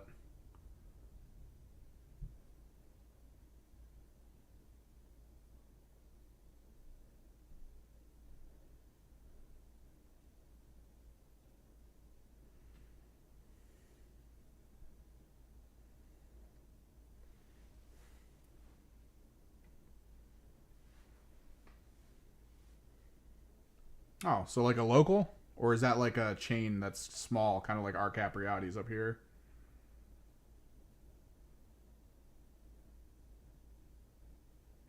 Capriati's has a corporate, but I'm pretty sure they just have a triple digit location set up. Maybe even less. Might still be double. I wonder how many locations they do have. I could be completely talking out of my ass here, and it's like an actual international chain. But I feel like when I talk to people about Capriati's, they're like, what's that? So obviously it's got to be kind of local.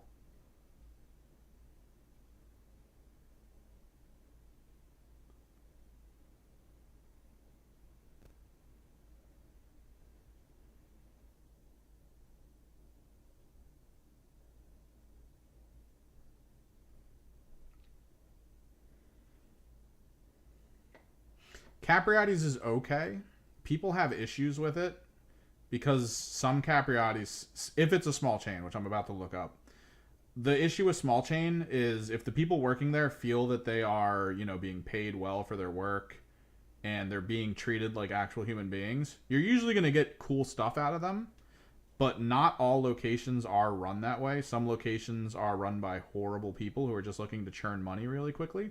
Subway is kind of like this. I found out that there was a local Subway being run by a small group that basically buys into a lot of food franchises and sort of subsidizes locations as those food franchises all over the place. And there's a Subway near me that's like this. It's basically run by a group that has like some Subways, some like McDonald's and stuff. Like they've got a lot of chains under their, umbrella.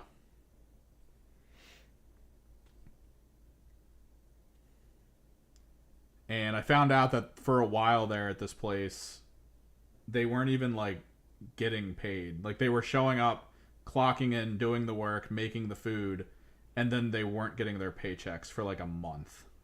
The person just decided not to pay them. And it's like, whoa. Like, that's how you have problems. That's how you have people like just chilling in back, like trimming their toenails near the food. So that the next time I order the nacho sandwich, I find toenails in it, and it's like, ugh.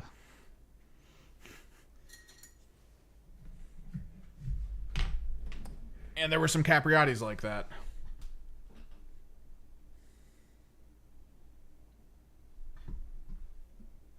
Oh, so the multi-chat doesn't show the restricted messages. Alright, let me ban that then. Someone said, I am afraid I must depart for now. I didn't see that pop up here, did I? Or did I? I want to do this Instagram. My friend is gifting me, and then no other Twitch. Multi-chat's not that good. This is to the DRG Rogue Core playtest. Pretty sure I used up all my good luck on this year on that, to be honest. I'm just going to ban that person. It's weird that multi-chat didn't show me that.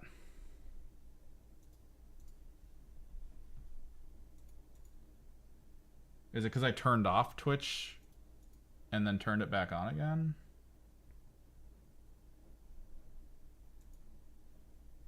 That's a little confusing.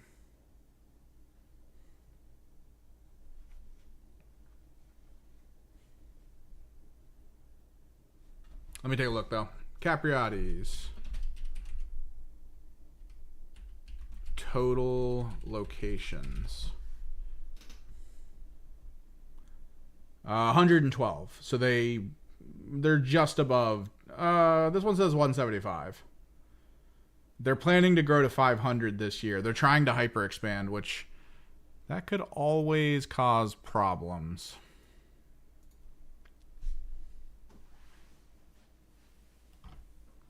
Hyper expansion, especially now, would be a very scary task. But I like the work they do with the ones that aren't run by assholes. Because the way they create their food is they basically just pressure cook a whole turkey. Because turkey gets really cheap depending on seasonal. Because not a lot of people buy whole turkeys in like the middle of friggin' summer, right? Like, no one's out there just like, yo, give me a whole turkey. So they get whole turkeys year round. They pressure cook them pretty instantaneously. And then they spend the time actually pulling the turkey off of the actual, like, whole turkey. That's what actually goes into their turkey subs. And that's why I prefer it, because it's proper shredded turkey.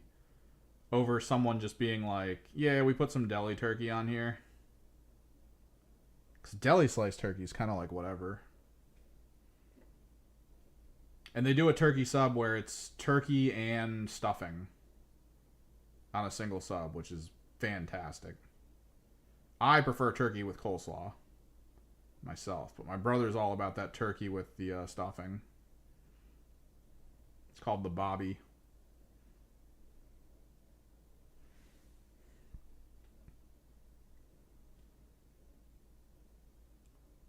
They moved into cheesesteaks. I don't really see too many people buy cheesesteaks from them. That's from the super tiny cheesesteak chain that we have near here called Claymont Steak Shop. I don't really go to that one though. I've tried them a few times, and it's just, I don't know. It feels weird. It feels like they just buy steakums at a grocery store and claim that it's really good cheesesteak. They don't use Cheese Whiz or any kind of cheese that melts. Interestingly, it's usually just like regular old cheese.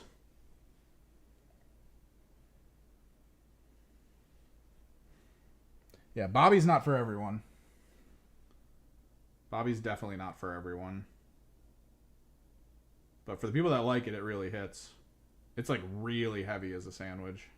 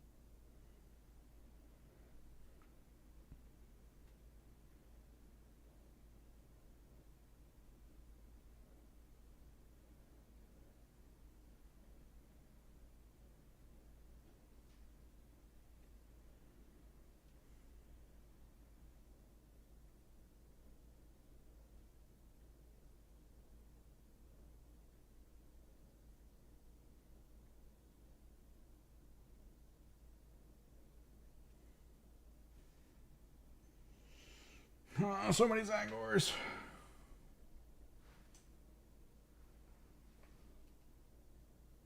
I have about a little over a half an hour.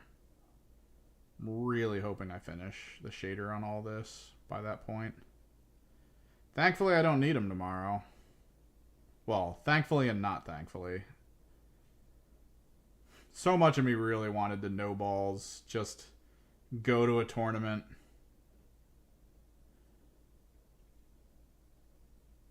Just be like, yeah, I just made this list. Haven't used it yet. Let's see how it works in a tournament.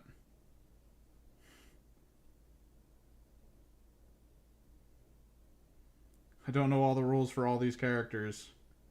Can't wait to, double check everything as we're doing it. Speaking of which, I do need to flashcard my rules at myself. Some point here.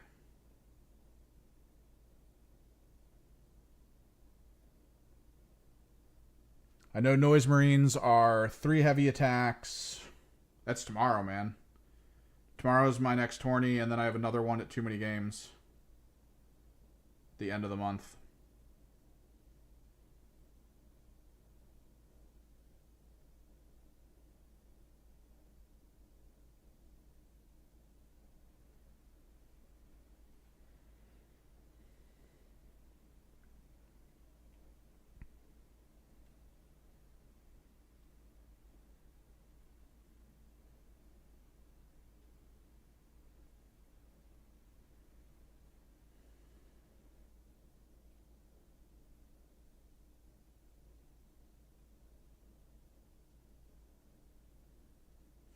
Wait, does Capriati's have a tuna meatball sub?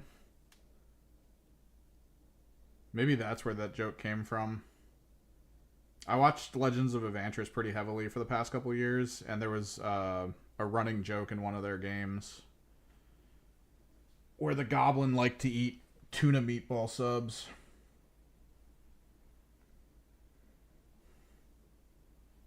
Wait, how many of what? These? Well, okay.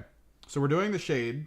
I think I might do layer paints as well on them a little bit more. I need to do the silver on the daggers, and I might apply more layer paint to like the blue mains and the magenta mains just to try to pull it out a little bit. So we've got a lot to go through. I'm not going to do it all on stream. I'm not reserving this for stream. That's not happening.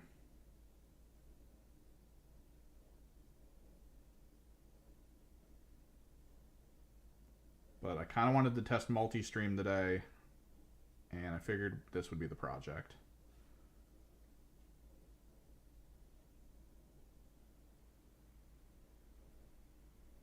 And then maybe when the Chaos Knights Codex comes out, we can try to quickly talk up a list there.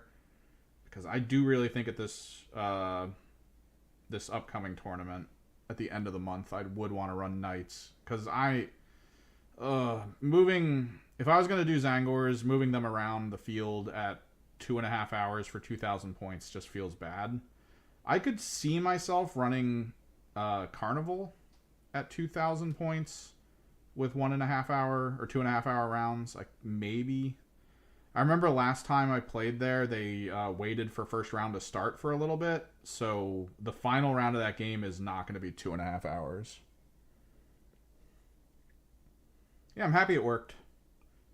I'm hoping the quality is decent enough, because I don't know too much about setting the speeds and things. I know I keep turning around and Twitch is like, yo, it's all red because it's very unstable. But people on Twitch said it looked fine, so I don't know.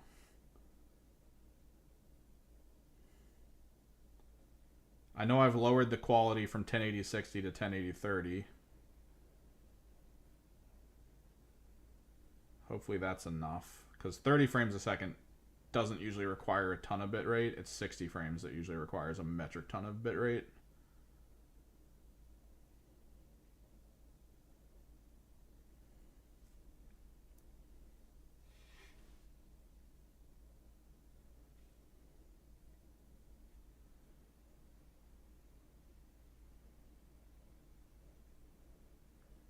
Yeah, once we're done here, I'll probably just flashcard my list for a couple hours tonight while watching some stuff. Try to get to bed early-ish.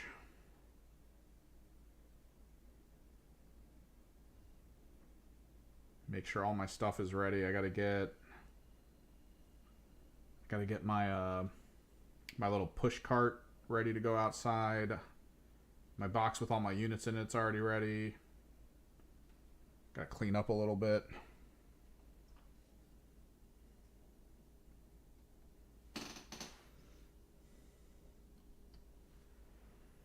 I know at least one person that went to the tournament last time that I'm going to tomorrow who was trying to run Thousand Suns, so I'm interested to see what he goes. I imagine he's either going to stick with the magic detachment with the one-off super buffs, or he's going to switch to Phalanx, considering what he had as an army.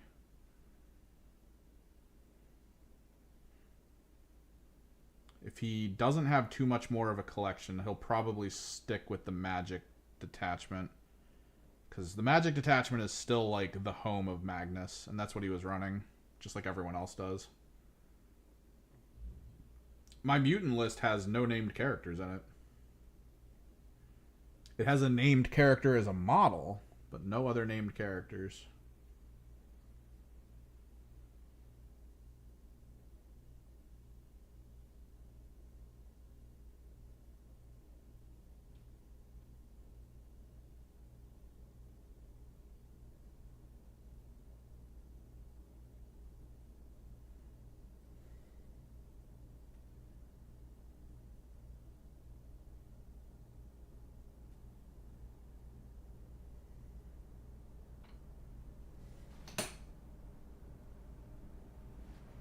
We got like 8 left.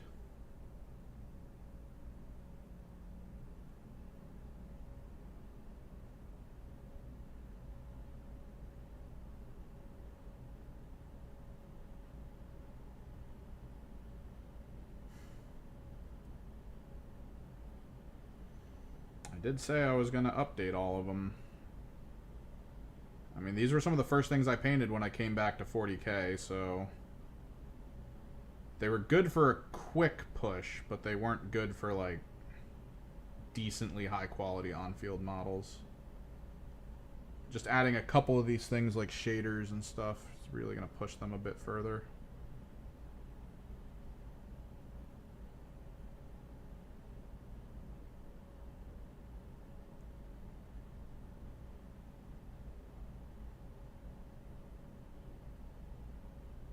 little bit of layer color at the end.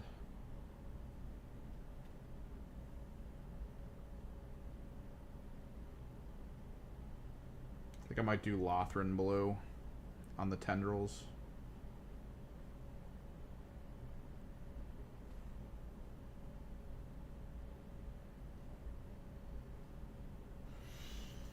And definitely no music over on YouTube, right?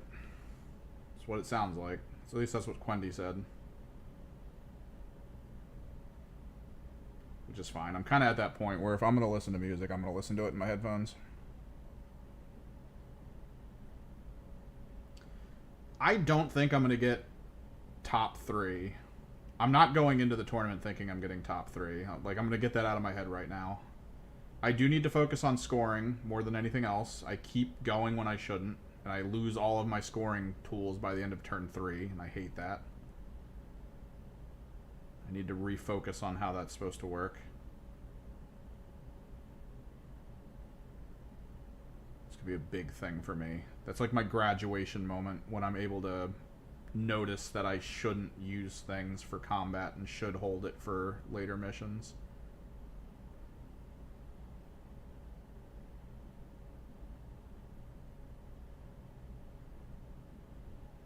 But my list is very tuned for anti-horde.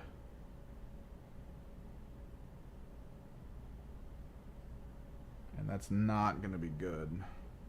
Because I'm pretty sure I'm going to be fighting mostly like big demons, big monsters, heavy armor.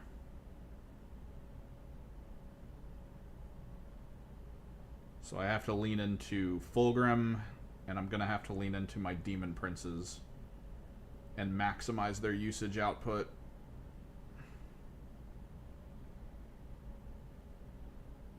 Hopefully withstand what I'm going to get hit with.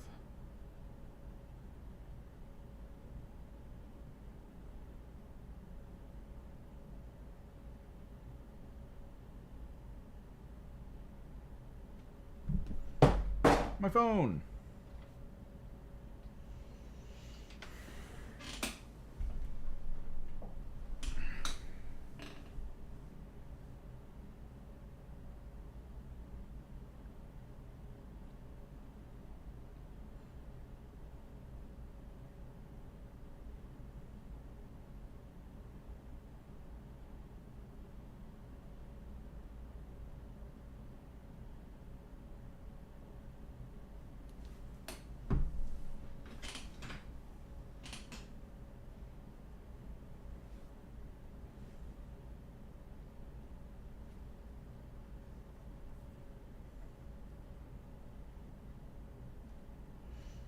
It's very hard for me to play D&D.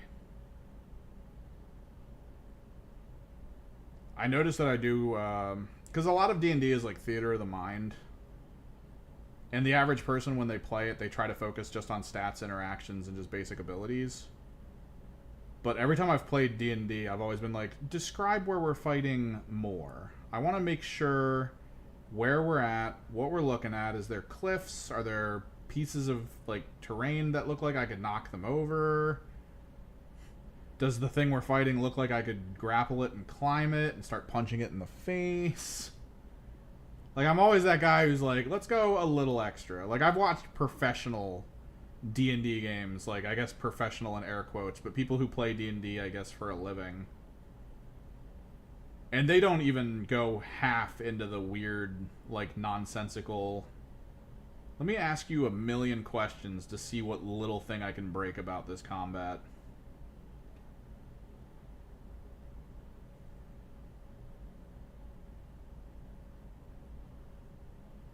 So you're saying it's warm and dry, and we're fighting treants.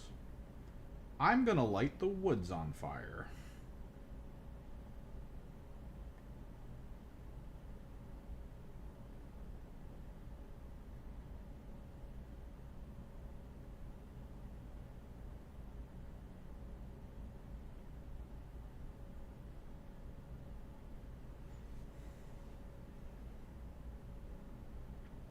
And even though that's fun for me, I have pissed so many people off who are all trying to play like regular D&D.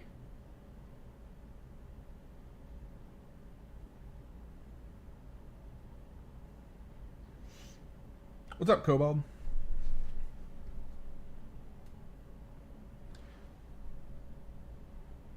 Weirdly, that whole statement you said prior to leaving didn't come through on my multi-chat.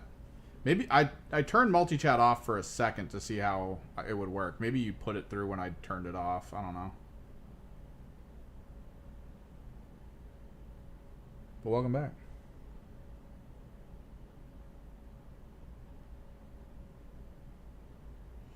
So I got a whole laundry list of things I got to do with multi-stream. Might go over to Stream Elements, figure out what I can change about my format. So the next time we go live, you guys will have access to universal chat on screen, so you guys can see what you're all saying. I might put vertical streaming on the back burner for a minute.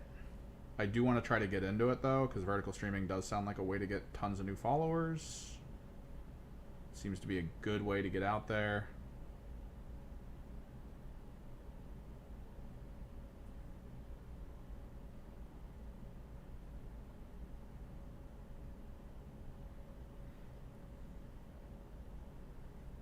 Oh, dude, you effed up. Your mouse just doesn't work now? Damn. I'm trying to move away from Razer products. Complete aside whether or not you use Razer products. I'm trying to move away from them myself.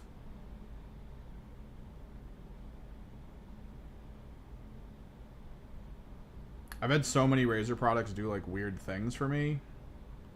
And I've always thought like, it's probably just me. And then weeks later I'll be watching someone live on stream talk about why they moved away from Razer, and they'll explain exactly what happened to me. It's like, oh, dude. Same thing with Go XLR and everything. I had a Go XLR for a while and it just stopped working. Just out of nowhere. I have 2 computers here. My entire premise for putting everything I have over here was so that I could have 2 computers. So I could stream very, like, high performance games. I need to move this camera.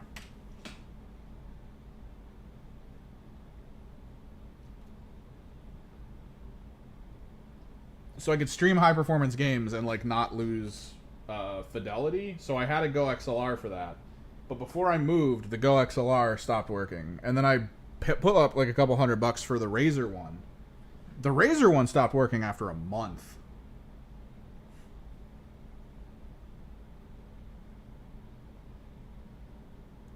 It wouldn't let me roll back drivers or anything. It just kept disconnecting.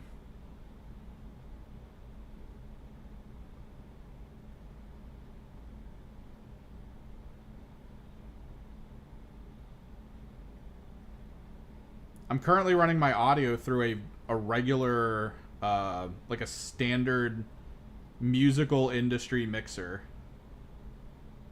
And if I can find a way to dual stream through that, then I'll do it. I almost figured it out. So my computers have an audio in and an audio out situation where I figured out a way to listen to the audio in. And I was like, oh, this works. And it worked for like a day when I was playing Monster Hunter. But there's an issue with it. The audio is either too quiet, or if it gets past a certain volume, it suddenly spikes up and is extremely loud. Because I was playing Monster Hunter with it, and I was like, alright, the audio's fine. And then, like, you get into a fight, and a big explosion or lightning strike happens, and all of a sudden you're just listening to, like, plus 40 decibels of sound, and it's just screaming in your ear. Ah, no!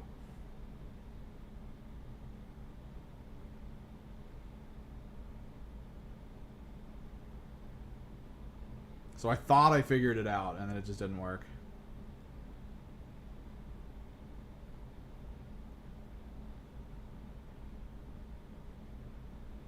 It was kind of cool. But I gotta find a way to split the microphone between 2 computers, and then split the audio, or feed the audio from one into the other in a way that actually works. If I can figure that out, then I've got a pretty good 2-PC setup for whenever we want to play games.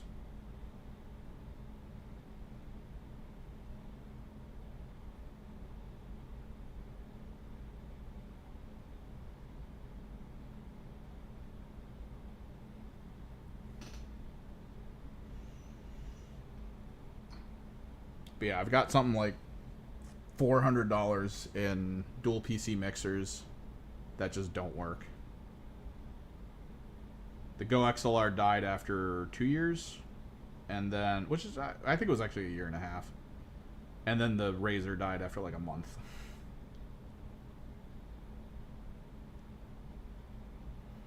And I was talking to MVG about it back when I was dealing with it. And he said he had a Go XLR for his like big microphone, but he switched to a more regular mixer, I think he said, because he likes audio. He plays guitar. He kind of recognizes audio a bit more than most. And he was like, "Man, that Go XLR, it makes your voice sound like tin. Like it's just really bad and compressed." And he didn't like it. And I was like, I noticed weird things too, man. I miss it though. I miss being able to press a button and have like fun voiceover stuff. I can still kind of do it with this. I have to maybe set up a listening headset for it though. I don't know. There's so much I got to think about doing with this setup and system, because like, let me see if I can turn this on for you guys.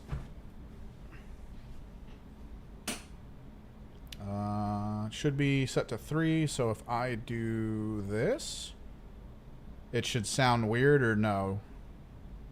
Because I can't tell. Do I sound like I'm echoing or no? I think I might have to turn this. Do I sound like I'm echoing?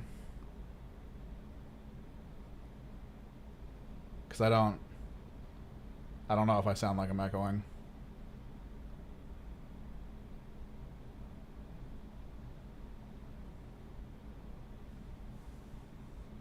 More best viewers.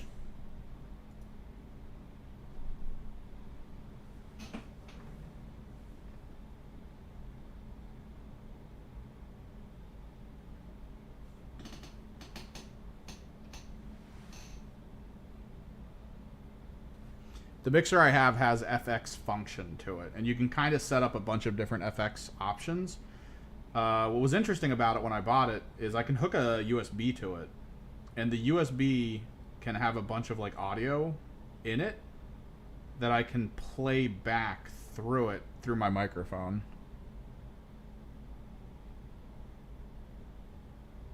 So it'll get picked up as like fun little audio concepts. I just don't know how it works.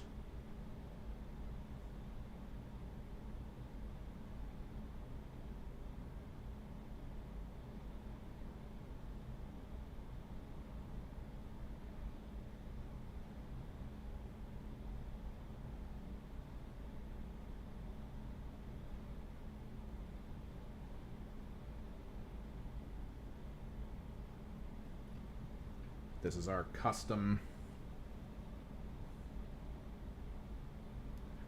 horn-backed TZAANGOR, so we can have a plus, I think. It's like a plus. It's either, oh no, it's a reroll advance or reroll charge roll. That's probably that's one of the cooler things with the TZAANGOR is every single one of my TZAANGOR squads is going to get reroll advance and charge. Just built in. They'll be able to just go where they want. Kind of nice.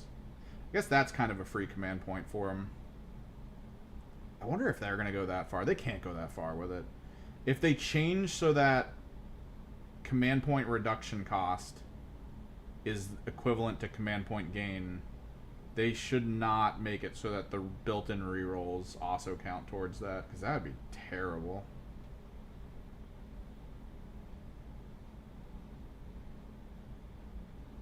Like built-in command point reroll.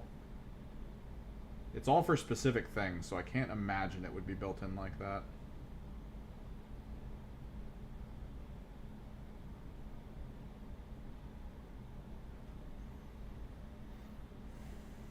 No. God, I'm pretty sure I set this up forever ago. I just can't remember. The FX is set to 10. It's set to 3. If I do this, do you hear me echoing? Like an effects.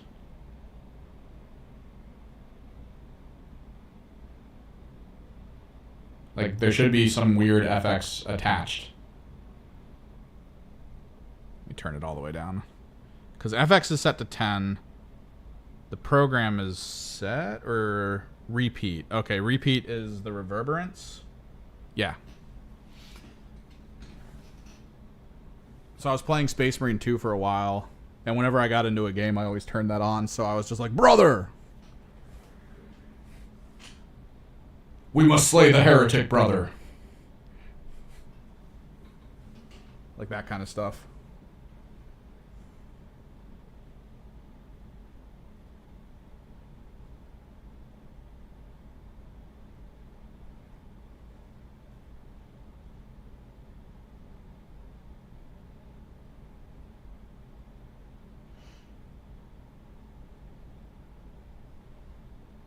It's hard because you need actually like a listening headphone so that you know what it sounds like.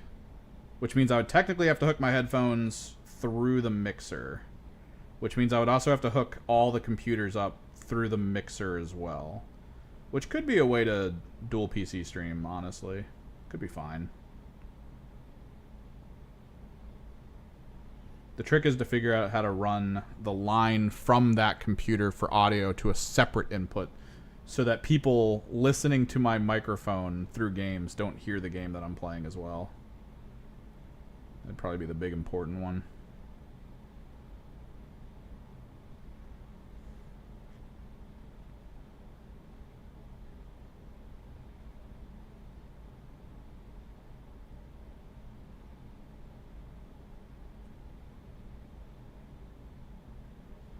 I wonder if Click figured out her audio problem last night. Apparently the Switch was not running audio out for some reason. Were you there for that? When she was trying to set it up and then just couldn't get the audio to work for a little bit?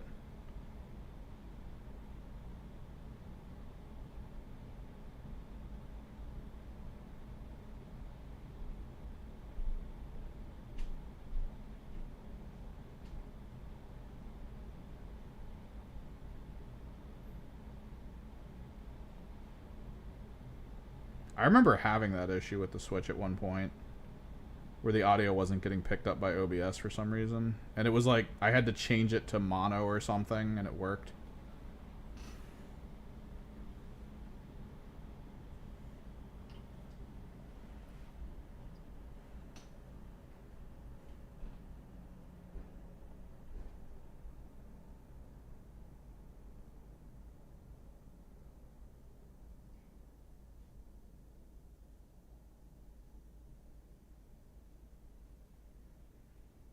I was watching Moon play, so obviously the audio can work. I just don't know if he got into any problems with it, or if his setup just kind of like worked with it easily.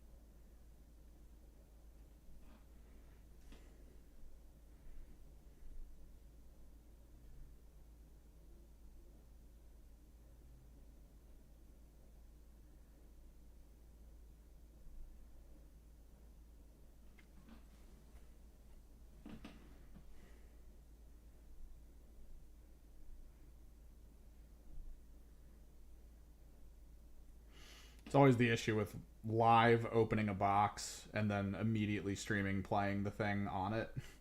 You never know. You never know if there's going to be like some weird, oh, the signal's not picked up by your capture card BS.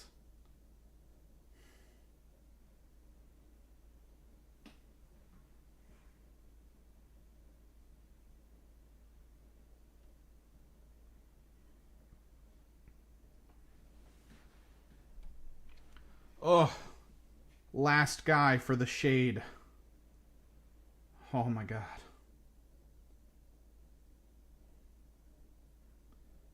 Now I'll just do them off stream. We got to pick a good color for the magenta feathers to work up.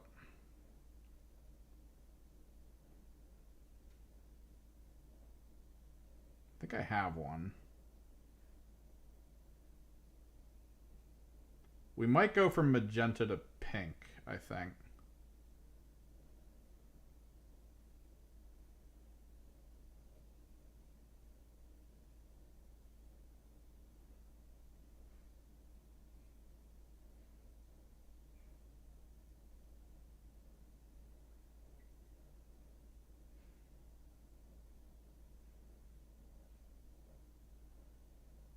And then we'll do Lothran blue for the tentacles.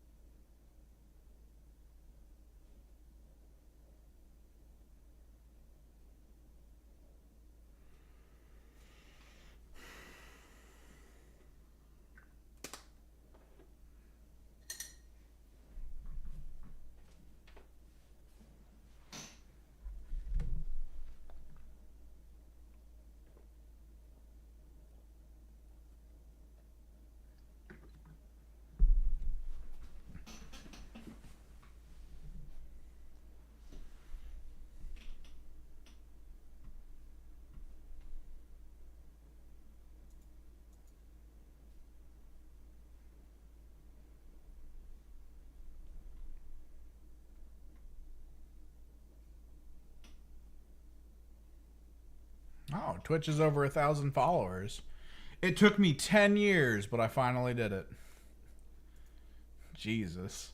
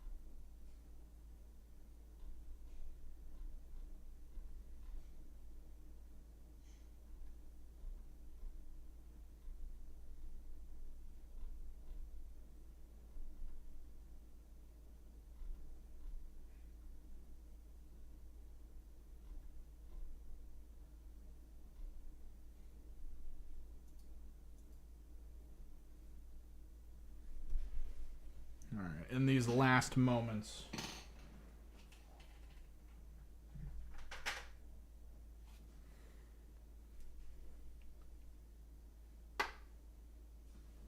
Where's Lothran? Oh, I put Lothran away? That's Baharoth. I don't want Baharoth. There's no way I put Lothran away. Oh, there it is. So for the mains and the feathers,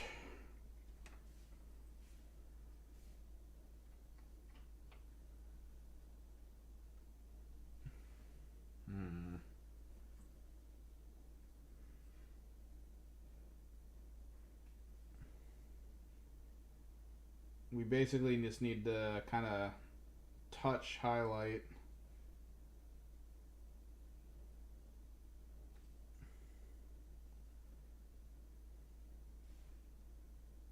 With pink horror.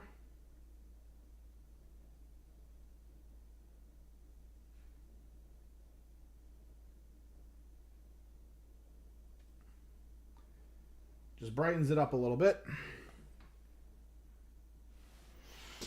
I don't know. I'm trying to stick to season 1, but I'm also debating changing format so we can power through it. Because there's no way Like, by the time I'm done all the reviews of all the teams from season 1 through 3, season 1's going to be done literally around the time I finish season 1 teams. They're not going to be competitive anymore. They'll be pulled from that, which is a little like,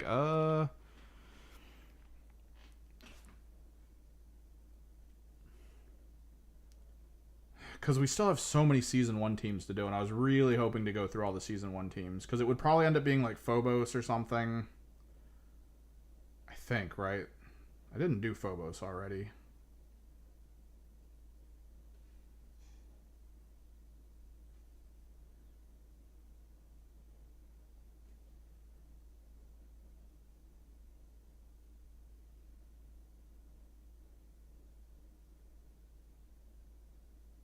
Maybe we do reformat.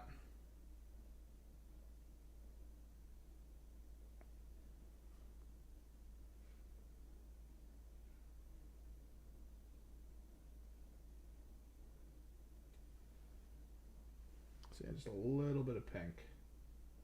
Help push the feathers and manes a little bit.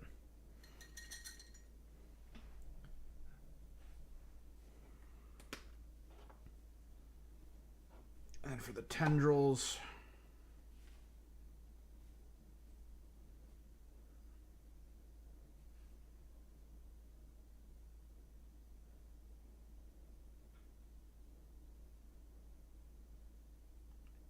kind of peak highlight Lothran.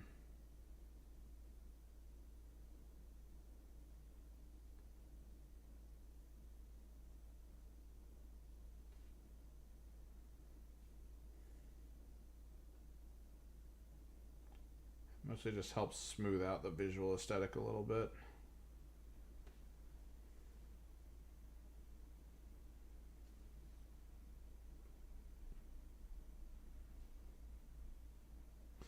No, yeah, replicating quality is an issue. It's why if they change the rules in 3 years, I think, depending on what teams are where, I might organize it kind of like, hey, we're starting here. Let me do all the Imperial teams in one go. All of the, Xenos and all of the Chaos teams. And we can do that in sequence. So if I were to, let's say start over, right?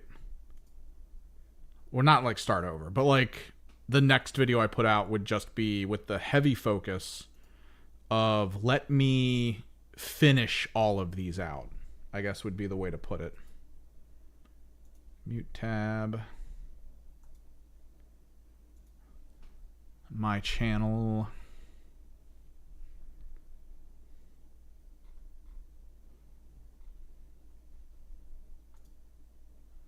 So we've done Commandos, Death Corps, Plague Marines, Corsair, Hyrotech, Warp Coven, and Angels of Death for this first season.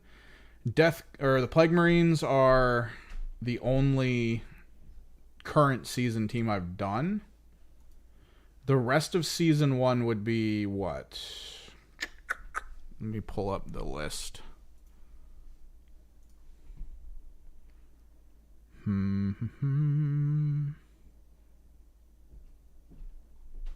There it is. So done. We would need to do Novitiates, Pathfinders, Legionary, Void Dancers, Phobos, Blooded, Wormblade, Hunterclade, Gellerpox. I didn't do Gellerpox, did I? No. And Elysidians. Honestly, if I were to do a next video, I would just package all of year 1 for whatever we haven't done yet. I would do that. I would more simplify what we talk about. I would still go into explicit concepts. The key thing is, how do I present those concepts visually? I don't have all these teams. My friend has Novitiates, Pathfinders. One of them has Elysidian. Another one has Hunterclade. I have Wormblade. I don't think any of us have Blooded. I have Phobos. I have Void. And I have Legion. And of course I have Geller. So we could take it from a more straightforward perspective. I've always thought about using faux maps, I guess. It's kind of like a layout map or like a picture of the terrain above, and then cutouts of units that I can kind of be like, oh, this is where the Skellerpox unit would be, and this is the idea of it. I mean, even that takes a little bit because you have to like fully animate those segments. And if we're talking about that many teams in a single video, that video is going to be like 50 minutes long. Maybe. The next video I have lined up is interesting tools and things you can purchase. Explicitly like rulers that break down into like smaller and smaller things. Like there's a ruler that I have that's 9, 1, 2, and 3, but you can pop a 6, 3, 2, and 1 out of it, and then you can pop a 3, 2, and 1 out of it. So you have those 3 tiers of rulers, so that depending on what you want to do, if it's AOS, you need to kind of know where the 3-inch lines are. If you're deep striking, you want to know where the 9s are. Sometimes you might want to know where the 6s are. The average unit moves 6 inches, so the 6-inch ruler is great for that. Specialty dice, specialty wound trackers, laser pointer stuff, like all the weird little things that people find helpful when playing games that not everyone knows about when they start. So I was thinking of doing that because those videos tend to do really well. The, hey, I'm new, where do I start kind of videos. I have it all recorded. I have the B-roll written down that I need to get together for it. I just got to do it. So that's important. But yeah, I guess we could do the year 1, season 1 team roundup to finish it out. That could be worthwhile.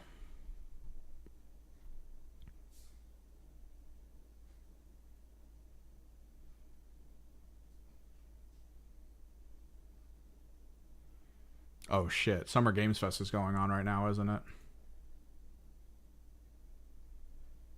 I gotta get moving here in like 20 minutes.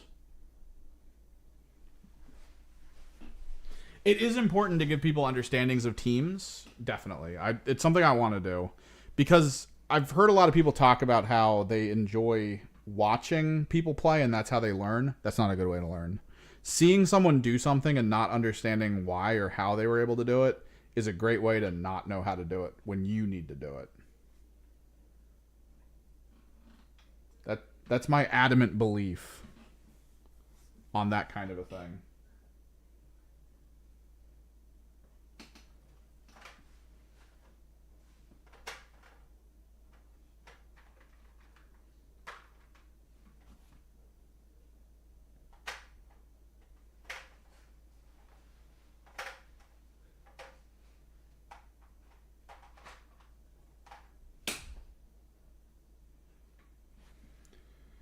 I've played against far too many players who they've told me that the only way they've learned is watching like battle reports. And while we're playing, they start making so many mistakes that are so like basic. Like they'll think they can just shoot one of my models because he's peeking out around a corner, but he's in conceal. And it's like he's in conceal and he's in cover from your angle. Like you can't break that angle. And they don't seem to understand that. And it's like, oh, dude.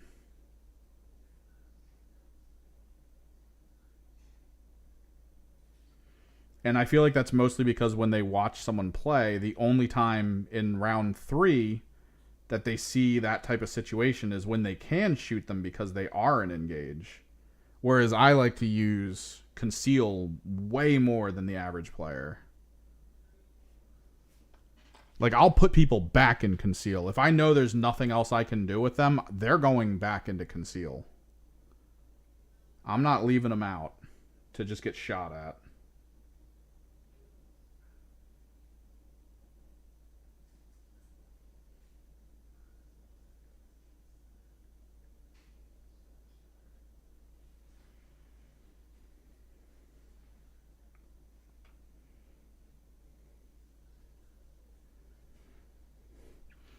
Problem here is if Arc Raiders drops, everyone thinks Arc Raiders is shadow dropping today at Summer Games Fest. And if it does, I'm going to need to struggle bus not play that game. I feel like if I play it for a couple hours, I'll be done. Because that game looks great with friends, and I don't have any friends that like playing extraction shooters. Because all my friends are from the Spawncast. Or they prefer like co-op gear grind games. So, no extraction shooter fun for me. No, yeah, I'm not trying to put that down as like a thing. I'm just trying to be like, look, notice it. If you're getting into the game and you're like, I've watched 3 battle reports, I know how to play it. No.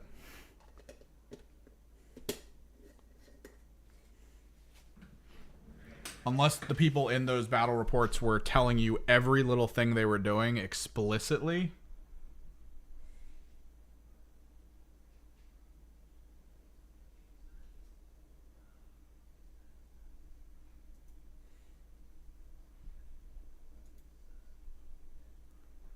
Like, it's not a good way to learn. It's a good way to bolster information, but not a good way to learn.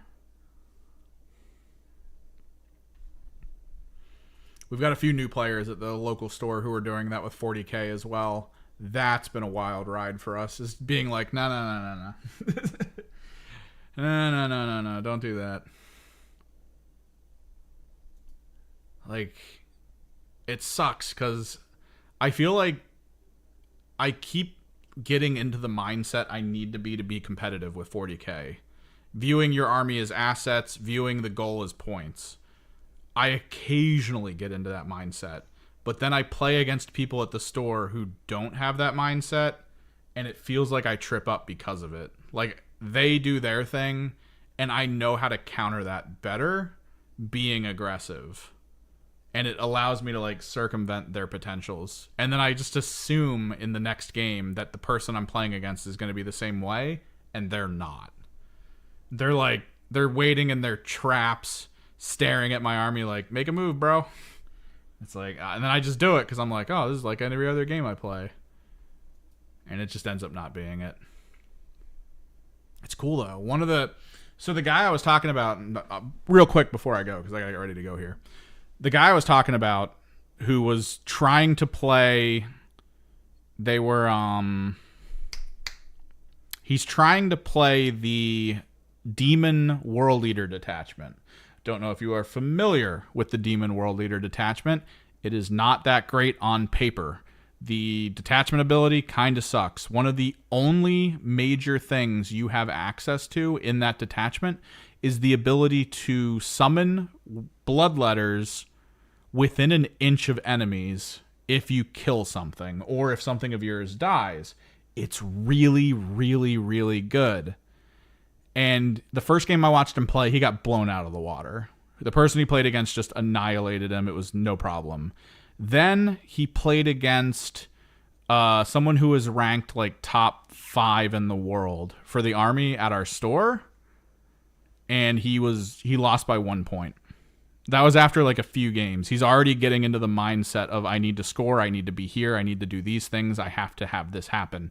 And he's catching up, and it's really cool to see.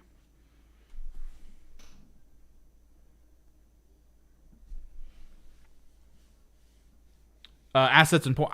I do it easier in Kill Team. I don't understand it. Kill Team gives me enough of a breath between actions that my brain works better for knowing how to get scoring. And that's how you're supposed to work. Not only that, but I know how to do scoring, and it's a lot easier to see how to counter score. That's probably the biggest thing about Kill Team for me, is you can look at the field and go, if I kill that guy over there, now he won't be able to get that point, and it'll take him 2 turns to get anyone else over to that point, subsequently making that point a non-factor. If I do it now, if I don't do it now, he's going to get that point. I could do it later. Maybe I'm okay sacrificing the point now and then having him get another one 2 turns after, or potentially with this thing over it. Like, I see the puzzle better in Kill Team than I do in 40K. 40K, I get caught out all the time. I make a move, and in my brain, I'm like, I've opened myself up for a reserve play. That's completely fine. But then, like, I get hit with it, and I'm like, oh, I wasn't completely fine. I definitely shouldn't have done that. And it just feels weird.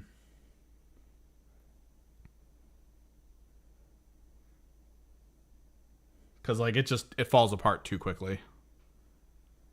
But I've had games where I have systematically picked people apart the entire game in 40K. When my brain is on point, the first game I ever played with my Emperor's Children, the Mercurial detachment, I beat an Imperial Guard player like 90-30.